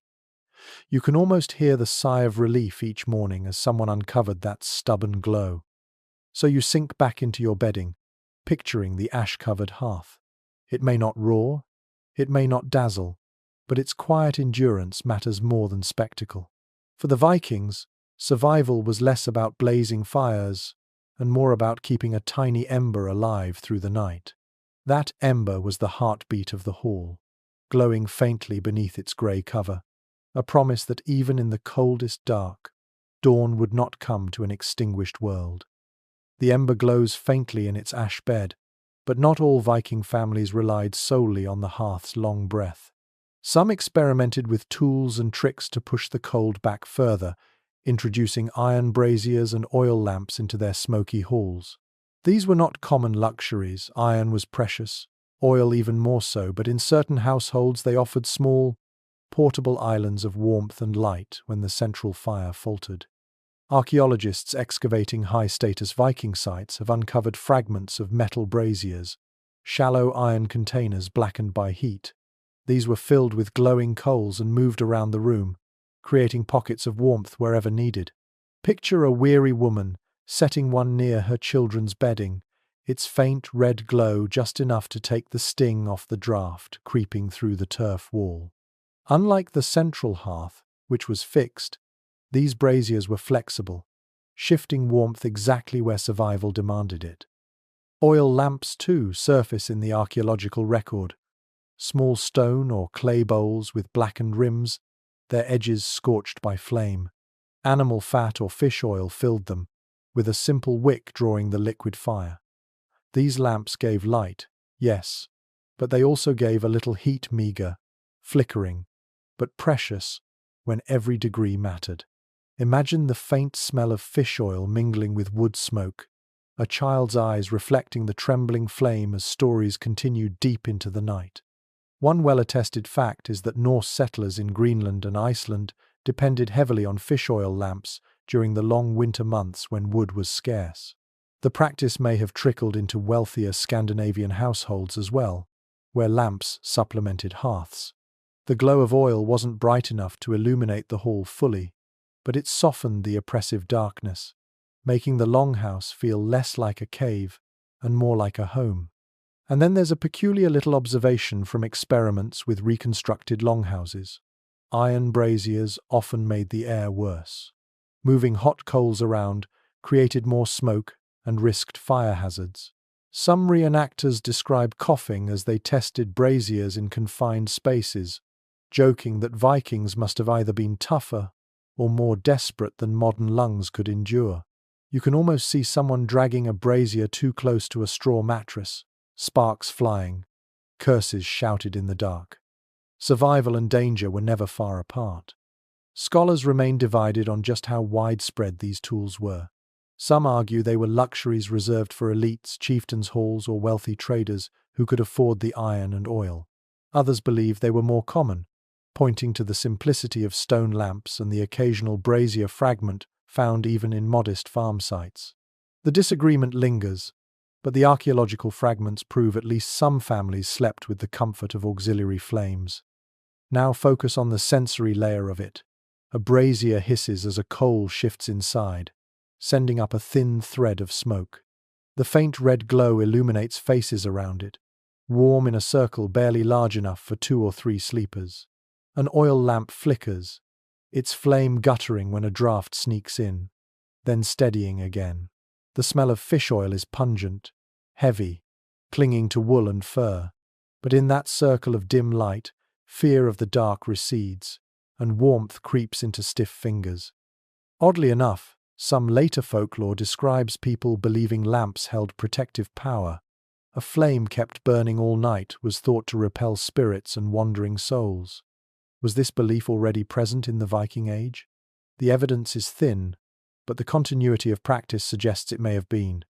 Imagine a family unwilling to let the lamp die, not only for light, but because its flame kept frost spirits at bay. In a world of drafty walls and long nights, that faith may have been as important as the heat itself. From a practical standpoint, braziers and lamps show the Viking willingness to experiment with technology. They didn't settle for just one strategy. They layered solutions. Fire at the center, coals in a brazier, oil in a lamp, furs over bodies altogether, creating a web of defenses against the endless winter. Each solution carried risks, but together they pushed back the frost just far enough. Think of the emotional impact too. For a child lying awake in the smoky dark, a tiny oil lamp might have been more comforting than the vast hearth. The big fire smoked and roared. The lamp glowed softly, like a personal guardian. To fall asleep in its light was to feel watched over, even when drafts howled and goats snorted nearby. So, as you drift into this picture, you see the Viking longhouse not as a monolithic hall of smoke, but as a patchwork of glowing hearts. The hearth at the center, the brazier glowing by the bench, the lamp flickering near the door. Each flame held back darkness in its own way. Each spark a reminder that survival came not from one grand solution but from dozens of small, fragile fires tended through the night. And when morning finally came, the embers, the lamps, and the braziers alike reminded everyone that they had endured yet another winter's night. It was never comfortable, Never luxurious, but it was enough. And enough, in the Viking Age, was everything. The longhouse groans in the wind again, and you run your hand along the wall. The timber feels rough, heavy, and solid. But it isn't just wood, it's clever carpentry, a kind of insulation borrowed from another Viking talent, shipbuilding. These people weren't only farmers and raiders, they were master craftsmen of the sea. And some of the tricks they used to keep water out of their ships also helped them keep cold out of their homes. Archaeologists studying Longhouse remains often remark on the ship-like qualities of the structures. The walls sloped inward, like the hull of a vessel, making them more stable against storms and snow. The roofs, layered with overlapping turf sods, resembled the way planks overlapped in a longship, each piece shedding water from the next. It's a kind of design echo, as if every Viking carried the sea home with them in the very shape of their dwelling. One well-supported detail comes from Greenland, where settlers built homes with double walls, an inner timber frame and an outer turf layer, packed tightly with earth and sometimes even seaweed. The seaweed acted like insulation, filling gaps and holding in warmth. Imagine the crackle of dried kelp stuffed between logs, an unlikely but effective barrier against the icy air. Shipbuilders, too, stuffed fibers, oakum, moss, animal hair between planks to keep water out.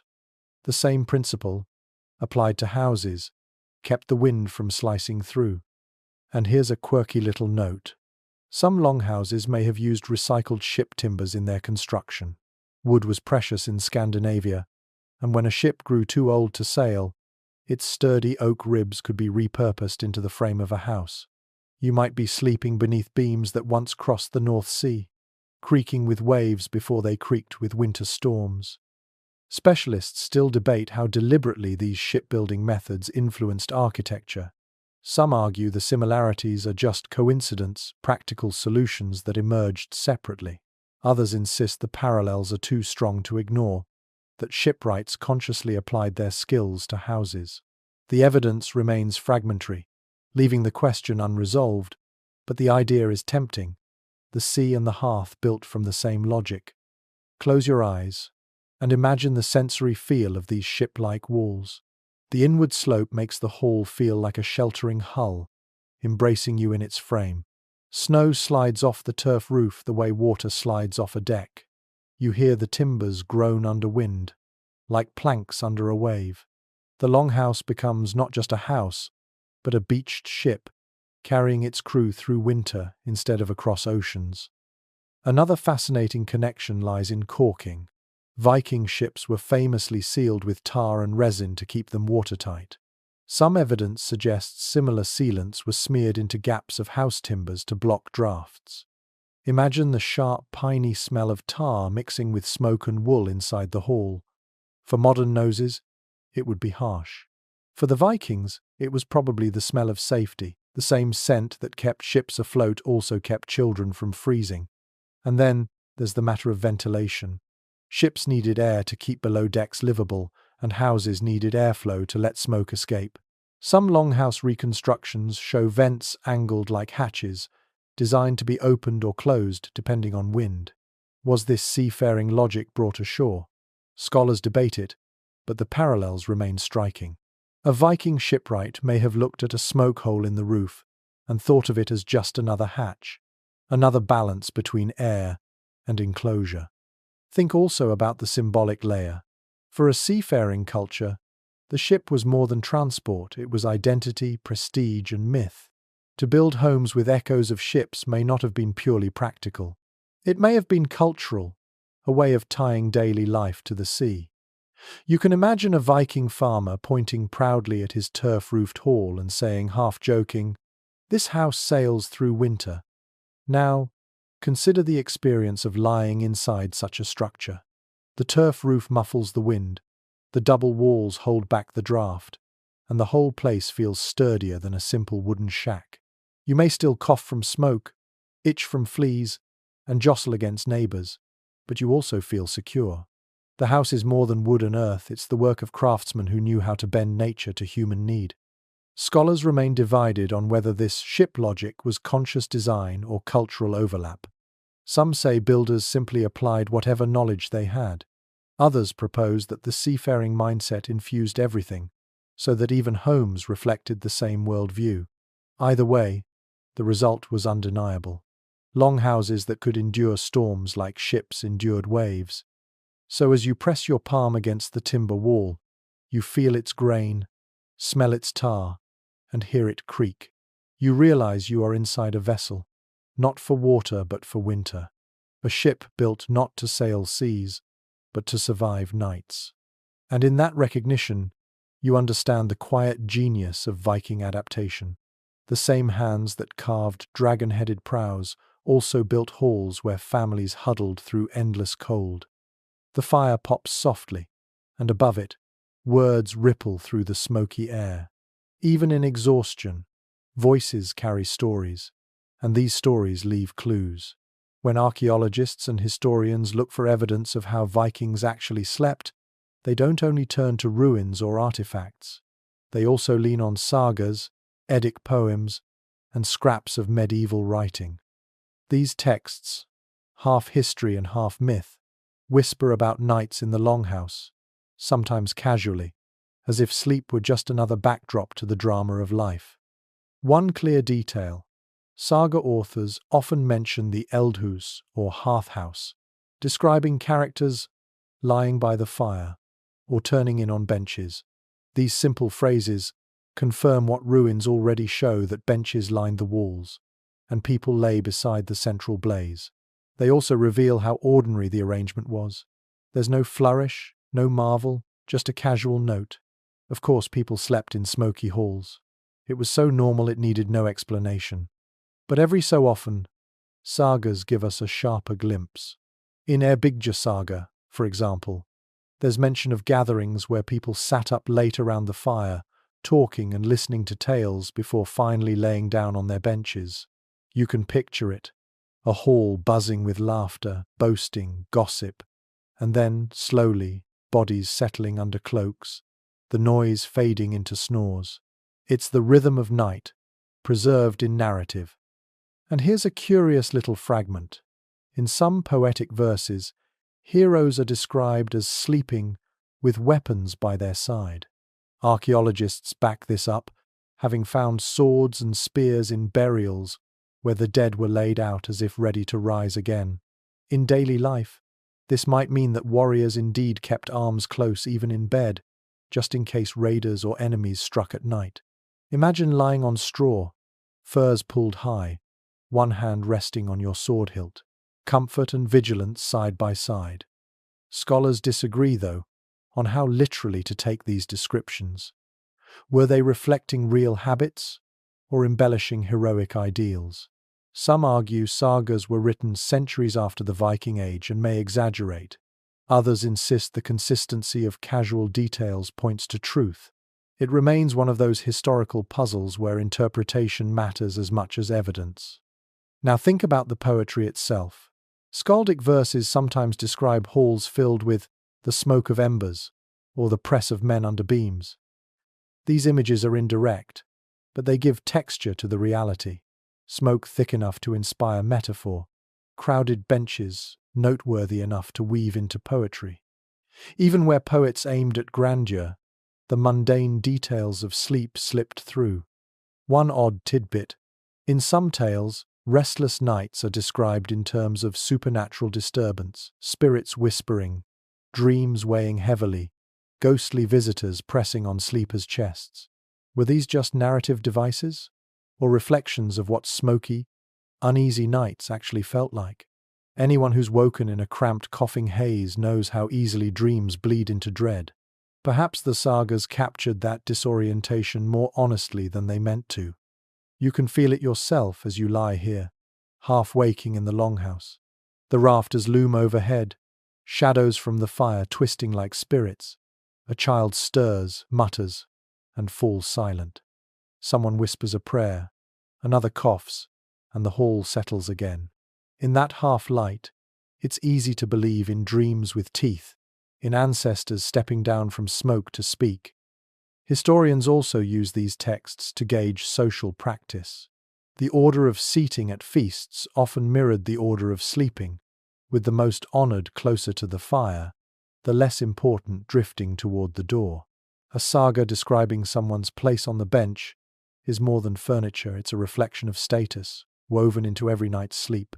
Even unconscious hierarchy shaped who froze and who stayed warm. Another charming sliver, the word sang, meaning bed, appears in Old Norse texts, but often referred not to a private frame but to bedding, straw, furs, cloaks, spread wherever one lay.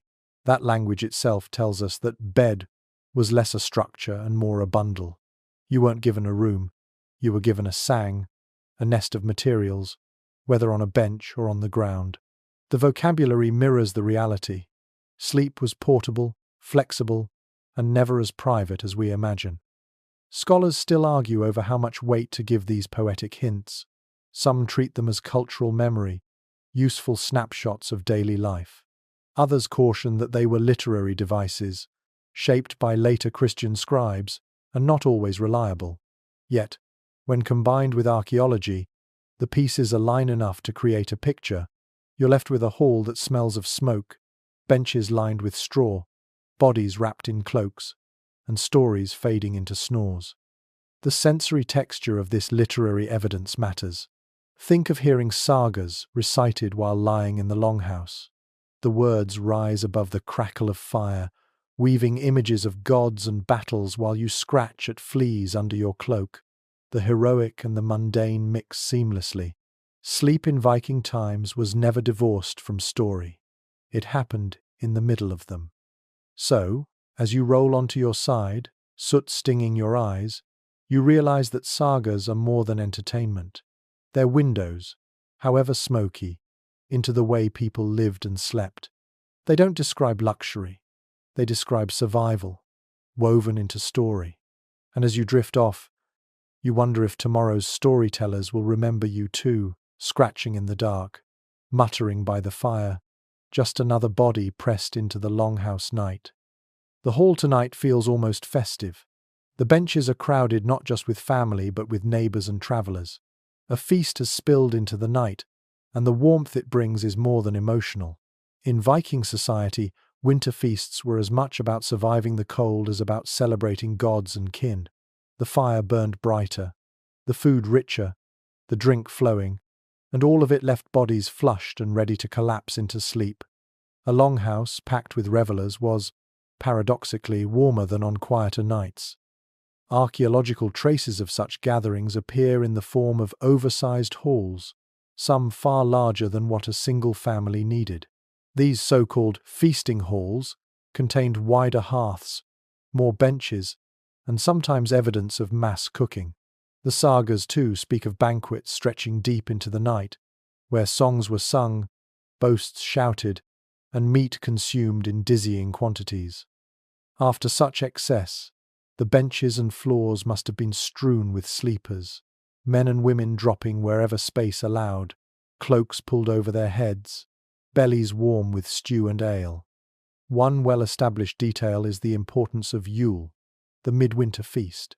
It wasn't just about ritual sacrifice or honoring gods, it was a practical explosion of food and fire at the darkest time of year. Eating heavily in the coldest weeks ensured strength for the lean months ahead, and when dozens gathered in the hall, the combined heat of their bodies raised the temperature significantly. You can almost feel it now, the air thicker, the frost outside beaten back by laughter and sweat.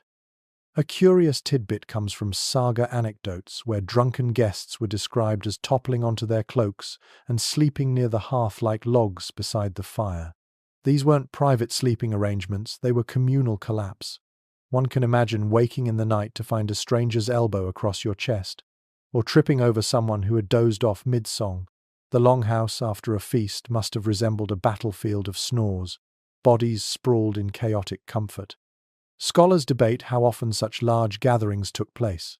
Some argue they were annual or seasonal, tied to festivals like Yule or harvest. Others suggest that in wealthier communities, feasting was frequent, a way for chieftains to display generosity and maintain loyalty. Either way, the result was the same: On feast nights, the hall became both warmer and noisier, a temporary shelter not just from cold but from loneliness. Now let your senses paint the picture. The fire burns fiercely, spitting sparks high into the smoke-filled rafters. The smell of roasted pork and spiced mead still lingers, clinging to wool cloaks and beards. The floor is sticky with spilled ale, the benches crowded with drowsy revelers. Music has faded into murmurs, then into the guttural rhythm of snores. The warmth is almost oppressive, your cheeks flushed even as draughts whisper through cracks in the wall. You drift off not to silence, but to the fading hum of community. There's a deeper psychological comfort in this too. A hall full of guests meant more than heat. It meant security.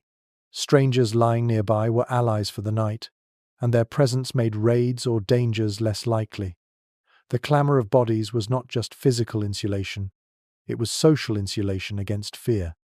Oddly enough, later medieval writers sometimes sneered at these feasts, describing the Norse as gluttonous, drunken, or chaotic. Yet behind the criticism lies a truth. Feasts worked. They reinforced social bonds, filled bellies, warmed bodies, and carried people through the harshest nights. What outsiders mocked as disorder was, for the Vikings, another survival strategy. Still, scholars continue to puzzle over the role of these nights in daily rhythm. Did families sleep worse on feast nights, disturbed by noise and crowds? Or did the extra warmth outweigh the inconvenience? Reenactments in reconstructed halls suggest the latter. Many bodies in a closed space raise the temperature enough that even thin bedding feels luxurious. Discomfort was tolerated when it meant not freezing. Imagine now curling up on your straw mattress, cloak over your head, while around you dozens of others snore and mutter.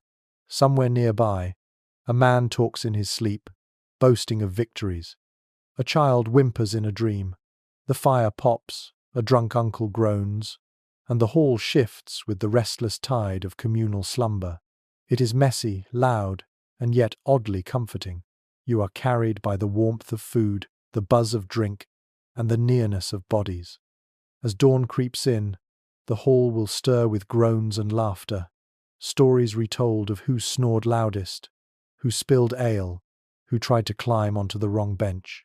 The memory of warmth will linger longer than the hangover, for in the Viking world, nights like these were not interruptions to survival. They were survival itself, disguised as celebration.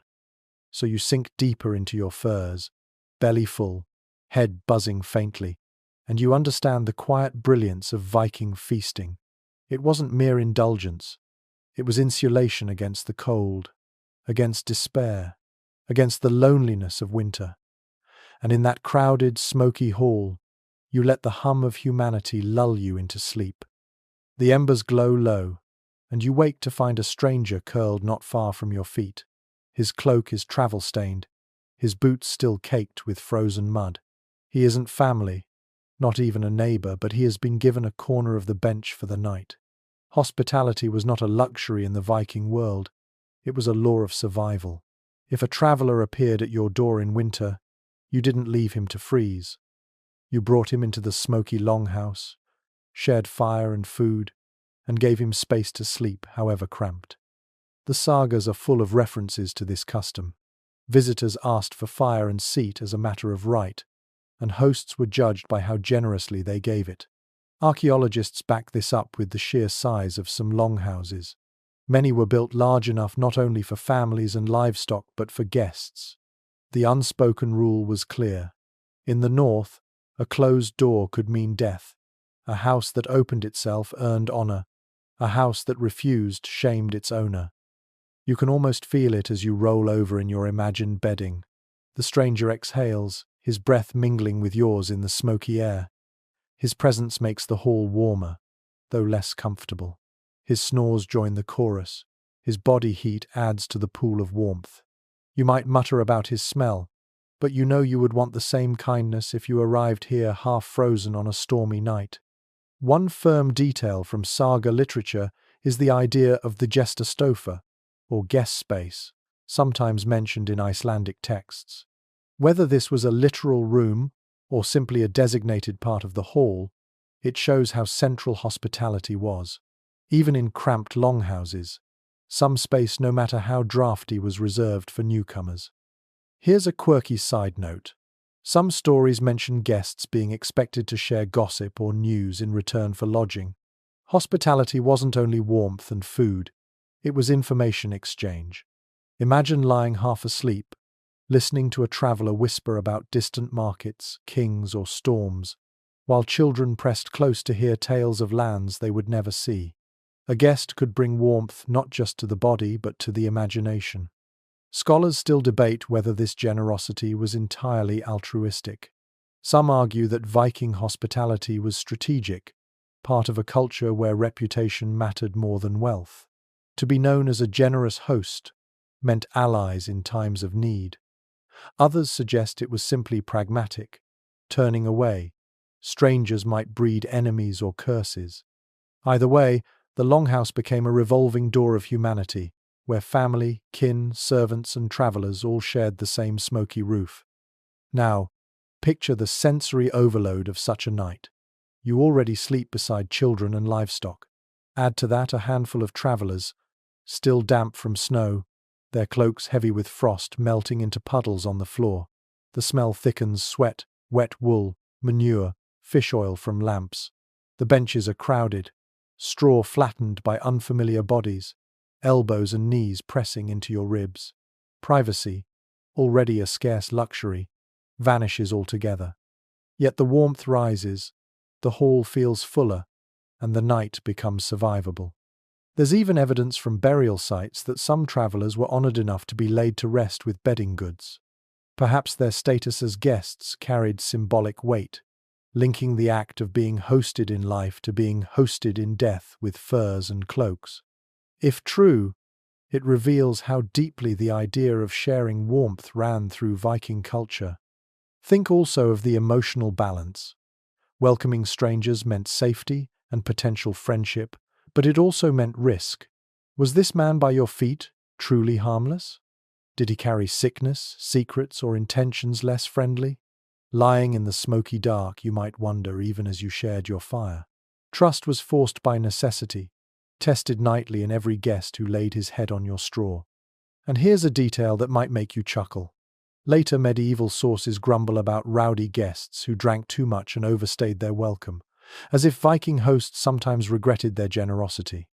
You can picture the frustration dragging a drunken traveler out of the hall at dawn, wishing you had left him outside in the snow.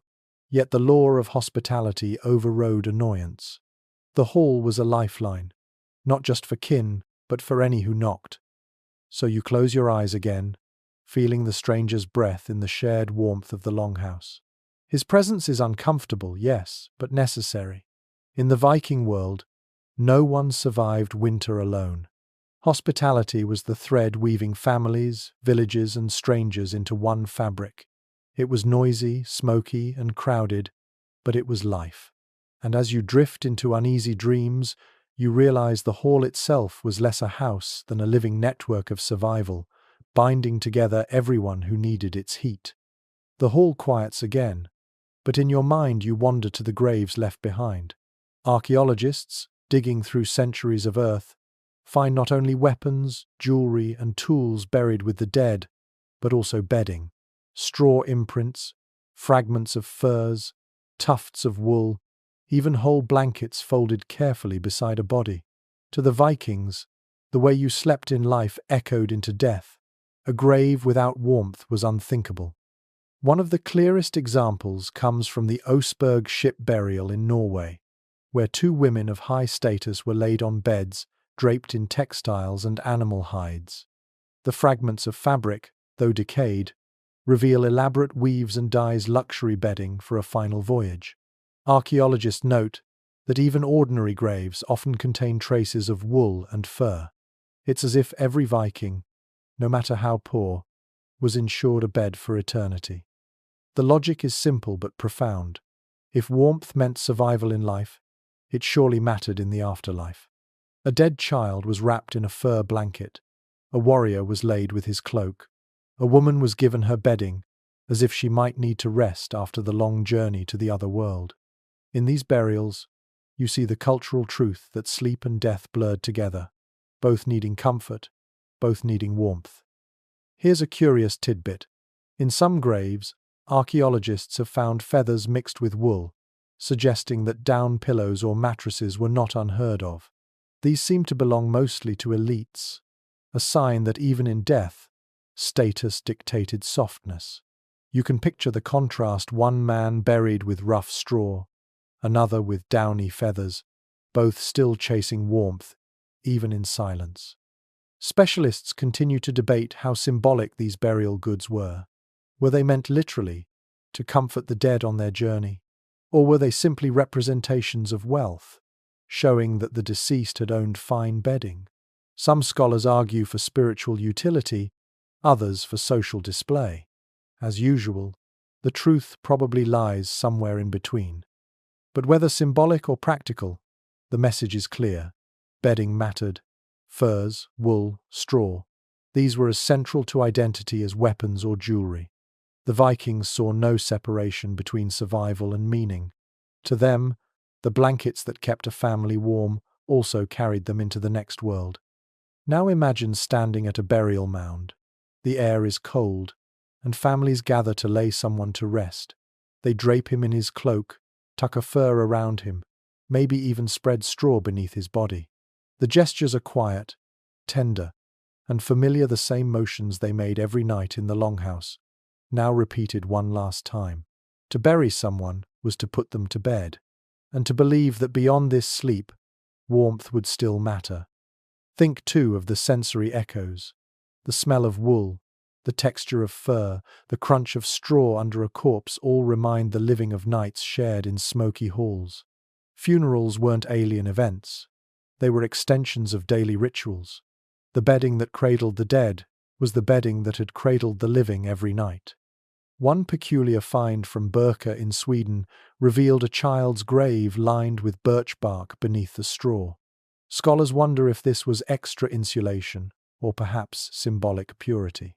Either way, it shows that even the smallest details of comfort carried into burial practices. The dead were not sent naked into the soil. They were wrapped as if for sleep. The sagas, too, preserve glimpses of this overlap. Warriors are described as lying down with cloaks pulled tight, both in life and in death. The same language bridges the two states, reinforcing the cultural idea that sleep and the grave were neighbors. Death was simply a longer night, one for which bedding was still required. And here's another intriguing observation. Many graves place animals near humans, horses, dogs, even cattle. Some interpret this as symbolic companions, but consider the nightly reality of the Longhouse, where animals slept only a partition away. To lie beside beasts in death may have mirrored the closeness of life, when cows' breath warmed the hall and goats bleated through the dark. Scholars still disagree about how much emphasis to place on this. Some argue that bedding in graves was primarily about status, a way to flaunt textiles and furs that were costly. Others emphasize spiritual symbolism, pointing to beliefs in a journey after death that required rest and warmth. Both views carry weight. What's certain is that Viking burials show an unusual attention to the materiality of sleep. Now let yourself feel it. Imagine lying in your cloak, knowing it will one day wrap you in the earth.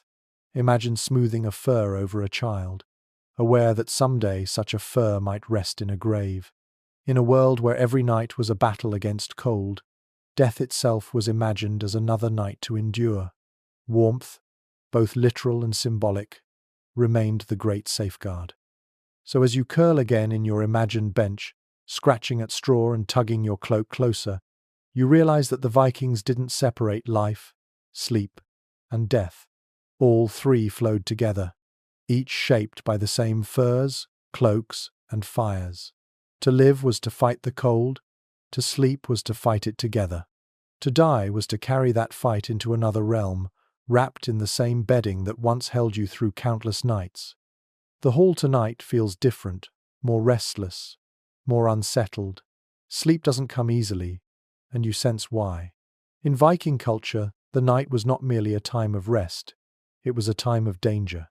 Darkness was filled with uncertainty, with whispers of raiders, spirits, and dreams that might not be dreams at all. To lie down under your cloak wasn't just to close your eyes against cold, it was to place your trust in the fragile defenses of wood, fire, and community.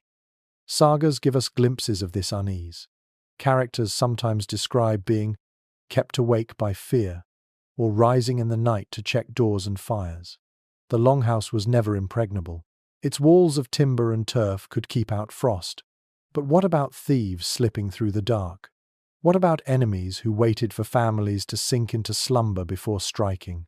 One saga tells of raiders bursting into a hall at dawn, cutting down men still groggy from sleep. Nights were not always safe havens. They could be traps.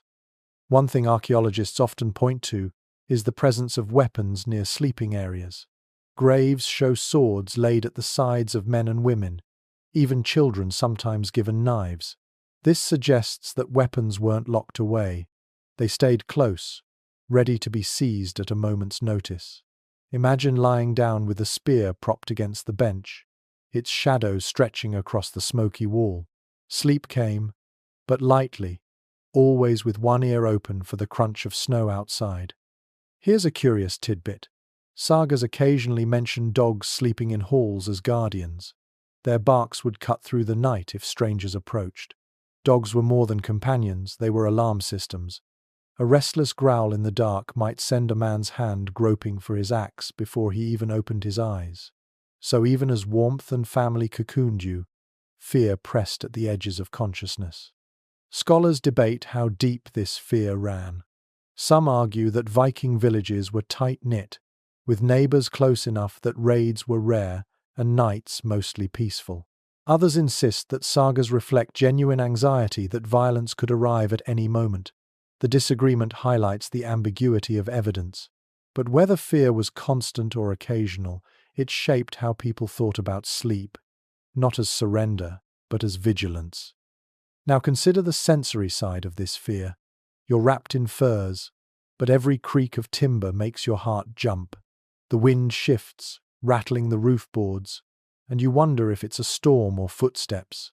Smoke twists into strange shapes above the hearth, and your half-dreaming mind imagines spirits. A cough beside you reassures you, but also reminds you how thin the boundary is between life and fragility. Sleep, when it comes, feels like risk as much as relief. And it wasn't just human enemies. Folklore brimmed with creatures of the dark. Trolls, Draugr, and spirits were said to wander at night, pressing on the chests of sleepers, twisting dreams into nightmares. In sagas, whole households wake in terror from visitations.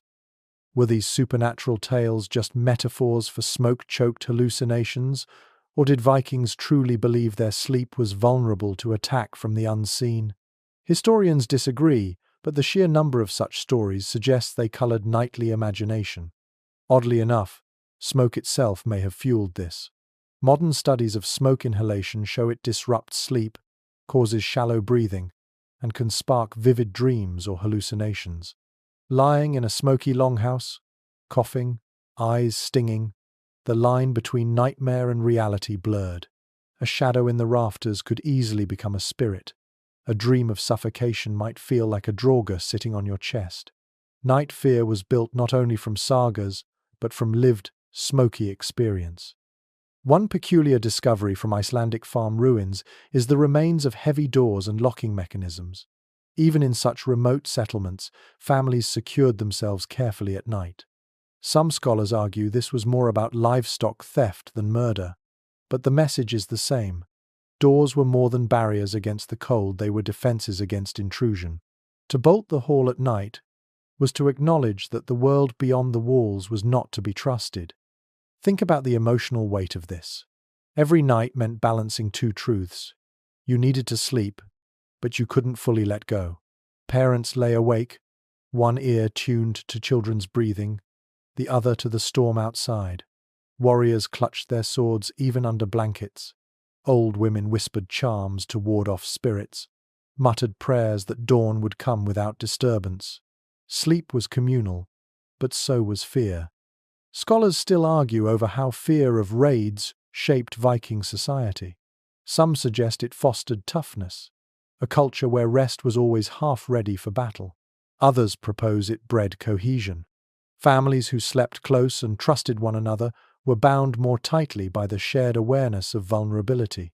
Both views may be true, and both help explain the intense loyalty and ferocity for which Vikings became famous. So, as you lie again in your imagined straw bed, you feel the contradiction. Warmth on one side, fear on the other. The fire glows. Your family breathes around you, but your ears still strain for noises in the dark. In the Viking longhouse, sleep was never only about rest. It was about daring to close your eyes in a world where danger pressed against thin walls of wood and turf. And every dawn was proof, not only of survival against cold, but against the night itself. The embers pulse softly, and while bodies around you breathe in unison, another layer of Viking night presses in illness. For all the warmth of furs and fire, the longhouse was also a breeding ground for sickness. Smoke filled lungs, pests crawled in bedding, and dozens of people shared the same air, night after night. In this enclosed world, sleep and sickness walked hand in hand. Archaeological evidence paints a sobering picture. Viking skeletons show signs of chronic respiratory issues, ribs deformed by constant coughing, lungs scarred by years of inhaling soot. Living in a smoke-filled hall may have kept frostbite at bay, but it meant lungs rarely knew clean air. Imagine trying to fall asleep while your chest rattled with phlegm, coughing yourself awake every hour. A child wheezing in the corner wasn't a rare tragedy. It was the nightly background of life. One well-documented fact is that turf-roofed houses trapped humidity. Moisture seeped through, clinging to wood and bedding. In such dampness, illnesses thrived. Archaeologists in Iceland have found mold spores preserved in turf remains, proof that the very walls may have worsened health. You roll on your straw mattress and realize it isn't only fleas you're fighting. It's the invisible fungi and bacteria drifting in the smoky dark. And then there's a grimly quirky tidbit. Lice themselves may have spread disease.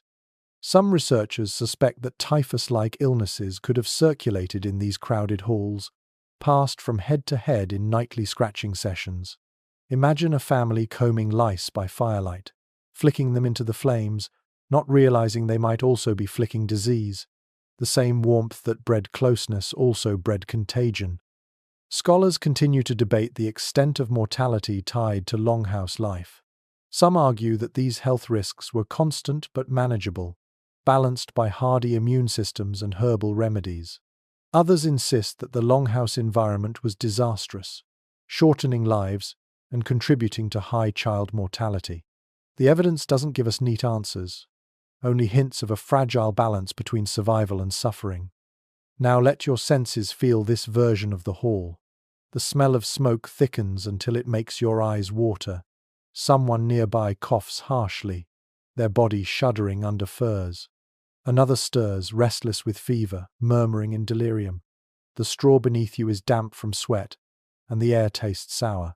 You shift uneasily, knowing that one sick body can ripple infection through the entire hall in a matter of days. Yet despite these risks, families had remedies. Viking-age texts mention herbs like yarrow, juniper, and angelica used to treat ailments. A woman might scatter herbs in bedding to freshen it or burn juniper as incense to clear foul air. Did it help? Perhaps a little, perhaps only psychologically. But even the act of sprinkling herbs gave hope, and in a hall where smoke and fleas ruled the night, hope was another kind of warmth. One peculiar archaeological find in York uncovered latrine deposits rich with parasite eggs. Roundworm, whipworm, even tapeworms were common passengers in Viking guts. Imagine lying in the smoky hall, your stomach twisting not from hunger but from parasites writhing inside. Sleep must have been shallow, broken by cramps and discomfort. The longhouse wasn't just a shelter, it was also an incubator of ailments. And yet, people endured. Sleep wasn't perfect, but it was enough. A child coughed and still grew strong. A mother itched and still rose before dawn to tend the fire. A man wheezed through the night and still took his axe to sea. Resilience was carved into their very breath. Scholars still wonder how Vikings themselves understood these illnesses. Did they blame smoke, or did they think spirits caused coughs and fevers? Some sagas suggest the latter, with sickness described as curses or as trials from the gods, but others hint at a pragmatic awareness. Houses too smoky made people ill, so vents were adjusted, bedding refreshed. The line between superstition and observation blurred in the haze of daily life. Think now of the emotional rhythm. Parents worrying over sick children pressed between them for warmth. Elders muttering prayers while coughing themselves to sleep. Neighbors whispering in the dark about whether illness meant bad spirits or simply bad air. The night was a theatre of survival, played out not only against cold but against disease. You can almost hear it now. The uneven chorus of snores and coughs, some sharp, some wet, some lingering like shadows. The sound tells the truth: this hall is not just alive, it is alive with sickness. But still, families cling together, sharing warmth, herbs and hope. So, you settle again under your cloak, breathing the smoky air that scratches your throat. You accept that comfort and sickness are inseparable here. The same walls that protect you also choke you. The same warmth that sustains you also breeds fever. In the Viking longhouse, sleep was never simple rest. It was survival on a knife's edge, fought each night against both frost and disease. The hall groans under the weight of snow, but tonight you think less of smoke and straw and more of what this place means beyond survival. The longhouse is not simply a shelter, it is the heart of Viking society, where every night sleep stitched families and communities together. To rest here was to participate in a rhythm older than memory. Firelight, shared bodies, and the endless negotiation between cold and warmth. Sleep wasn't just personal, it was cultural. Archaeologists studying settlement patterns have noticed that longhouses were almost always central in villages, larger and sturdier than outbuildings. They were status symbols, yes, but also collective anchors. When you imagine lying on your bench, it isn't just a bed, it's a place in the social fabric. Your position, your neighbors, even your bedding spoke volumes about who you were. Nearer the hearth meant higher standing, by the door meant lower. Hierarchy didn't end when people lay down. It stretched right into the smoky dark. One well-established detail comes from reconstructions. A longhouse wasn't simply residential. It was multifunctional barn, workshop, feasting hall, and bedroom rolled into one. That meant sleep was never isolated. As you lay in straw, someone else sharpened a tool at the fire. A woman spun wool by lamplight. A child coughed. An animal shifted in its stall. Rest happened in the midst of life, not apart from it. And here's a quirky angle. Some sagas describe disputes about who got to sleep where, as if benches were contested property. Arguments broke out over placement, over warmth, over whose cloak stretched furthest. Imagine bickering at night about who claimed the best spot, voices rising even as others tried to drift off. It's almost comic domestic squabbles, echoing in the same smoky rafters that had witnessed heroic boasts hours earlier. Scholars still debate how strongly these nightly arrangements influenced identity. Did growing up pressed between relatives foster stronger family loyalty, or did it fuel resentment and rivalry? Some anthropologists argue that the Viking world's emphasis on kinship and oaths reflected habits learned in childhood trust, built under cloaks in crowded beds. Others point to saga feuds as evidence that close quarters could just as easily breed hostility. The evidence can't decide, but you can feel the truth of both as you roll over, bumping into your cousin's elbow. Now pause and picture the sensory mix of culture and sleep. The crackle of fire is also the rhythm of storytelling. The itch of straw is also the texture of shared labor harvest turned into bedding. The smell of smoke is also the scent of ritual, linking gods, hearth, and ancestors. Even rest itself becomes a cultural act. Every sigh, snore, and whispered prayer is woven into a larger fabric of belonging. One fascinating find in Iceland revealed postholes suggesting longhouses were periodically extended, lengthened over generations. This means the sleeping platforms too grew with families, stretching like living organisms. Imagine lying in a hall where your grandparents once slept, your children soon to lie beside you. The continuity of place made the act of sleeping a thread in a generational tapestry. Each night's rest was not just about today, it was part of a centuries-long pattern. Oddly enough, later folklore hints that where you slept even shaped personality. A child who always lay nearest the door, exposed to drafts, was thought to grow tough and hardy. One who always lay by the fire grew spoiled and soft. Was this superstition? Perhaps. But it reveals how closely Viking culture tied the material act of sleep to the moral fabric of life. Scholars continue to wrestle with the broader meaning of these nightly rituals. Some frame them as adaptations, purely practical fire, furs, benches. Others insist they were also symbolic, shaping identity, belief, and community. When you combine evidence from archaeology, sagas, and folklore, the picture is richer. Sleep was survival, but also story, status, and spirituality. Now feel it one more time. You lie on your straw, cloak pulled high, child pressed against your side. The fire smoulders, goats breathe softly behind the partition, a cousin snores at your feet. It isn't peaceful by modern standards, but it is profoundly human. Every sense engaged, every bond tested, every night survived together. The longhouse was more than architecture. It was culture carved in wood and wool, lived each night between sleep and waking. So as you let your eyes close again, you realize you're not just imagining how Vikings slept, you're imagining how they lived. The two cannot be separated. For them, rest was survival, community, identity, and continuity all pressed into the smoky dark of the hall. The night stretches into its last hours, and as you lie there half waking, the entire picture of Viking sleep begins to resolve in your mind. You felt the smoke sting your eyes, the straw scratch your skin, the furs weigh heavy across your chest. You've shared breath with children, pressed knees against relatives, listened to goats shifting in the dark, and whispered prayers into the smoke. To sleep in a Viking longhouse was to surrender not only to exhaustion but to an entire system of survival, culture, and meaning. Archaeologists and historians, piecing together fragments of bone, wood, and saga text, show us a world where no detail was wasted. A cloak doubled as a blanket, a goat doubled as a heater, a fire doubled as a spirit to be honored. Bedding wasn't merely comfort, it was a survival toolkit, a patchwork of whatever materials a household could gather.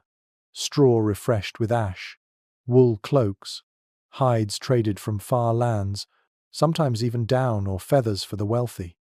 Every night was an act of improvisation, weaving together human warmth, animal presence, and spiritual trust. One firm detail that emerges is just how integrated sleeping was with the rest of life. The longhouse was no separate bedroom. It was a living organism where meals, work, gossip, worship, and sleep flowed into one another. You never escaped the presence of others. A cough might wake the hall, a story might ripple through the rafters, a dog's growl might stir hands to weapons. Privacy, silence, and stillness. These are modern illusions. The Viking night was dense, layered, alive. And then there's the quirkiness of it. Fleas hopping across furs, ale-fueled snores vibrating through the benches, children wriggling crosswise, raiders sometimes barging through the door. It wasn't serene. It was messy, noisy, itchy, and still. People rested. Because rest wasn't perfection. It was enough. Survival didn't demand luxury. It demanded endurance. Specialists still disagree on how well people truly slept. Some argue segmented rest, broken into 2 or 3 cycles, allowed families to cope with fire tending and noise. Others suggest sleep was shallow, constantly interrupted, leaving Vikings in a permanent state of fatigue. The truth may never be settled, but the continuity of their world proves one thing. Whatever sleep they managed, it sustained them through voyages, harvests, and battles. Now close your eyes in this imagined hall. The benches creak with shifting bodies. The fire sighs under its cloak of ash. A cow exhales softly in its stall. Beside you, a child twitches in a dream, and your partner pulls the cloak tighter around both of you. You are wrapped in warmth that is fragile but sufficient. Above you, smoke curls like a second ceiling, hiding gods and spirits in its folds. Every detail is discomfort, and every detail is survival. The Viking longhouse was not just a building, it was a ship of the night, carrying families through storms of frost and darkness. Its walls were hulls, its rafters masts, its benches bunks. By morning, if embers glowed and breath still rose, then the voyage of another night had succeeded. And so you drift into the last dream of this journey, realizing that the Vikings didn't beat winter with luxury. They beat it with closeness, ingenuity, and sheer stubbornness. Each night's sleep was a victory. Each dawn was proof that the system, imperfect, smoky, crowded, worked well enough to keep life going. And now, as the story closes, let the longhouse fade. Let the smoke disperse into the night, the fire soften into ash, the bodies stretch and stir as dawn's grey light seeps through cracks in the roof.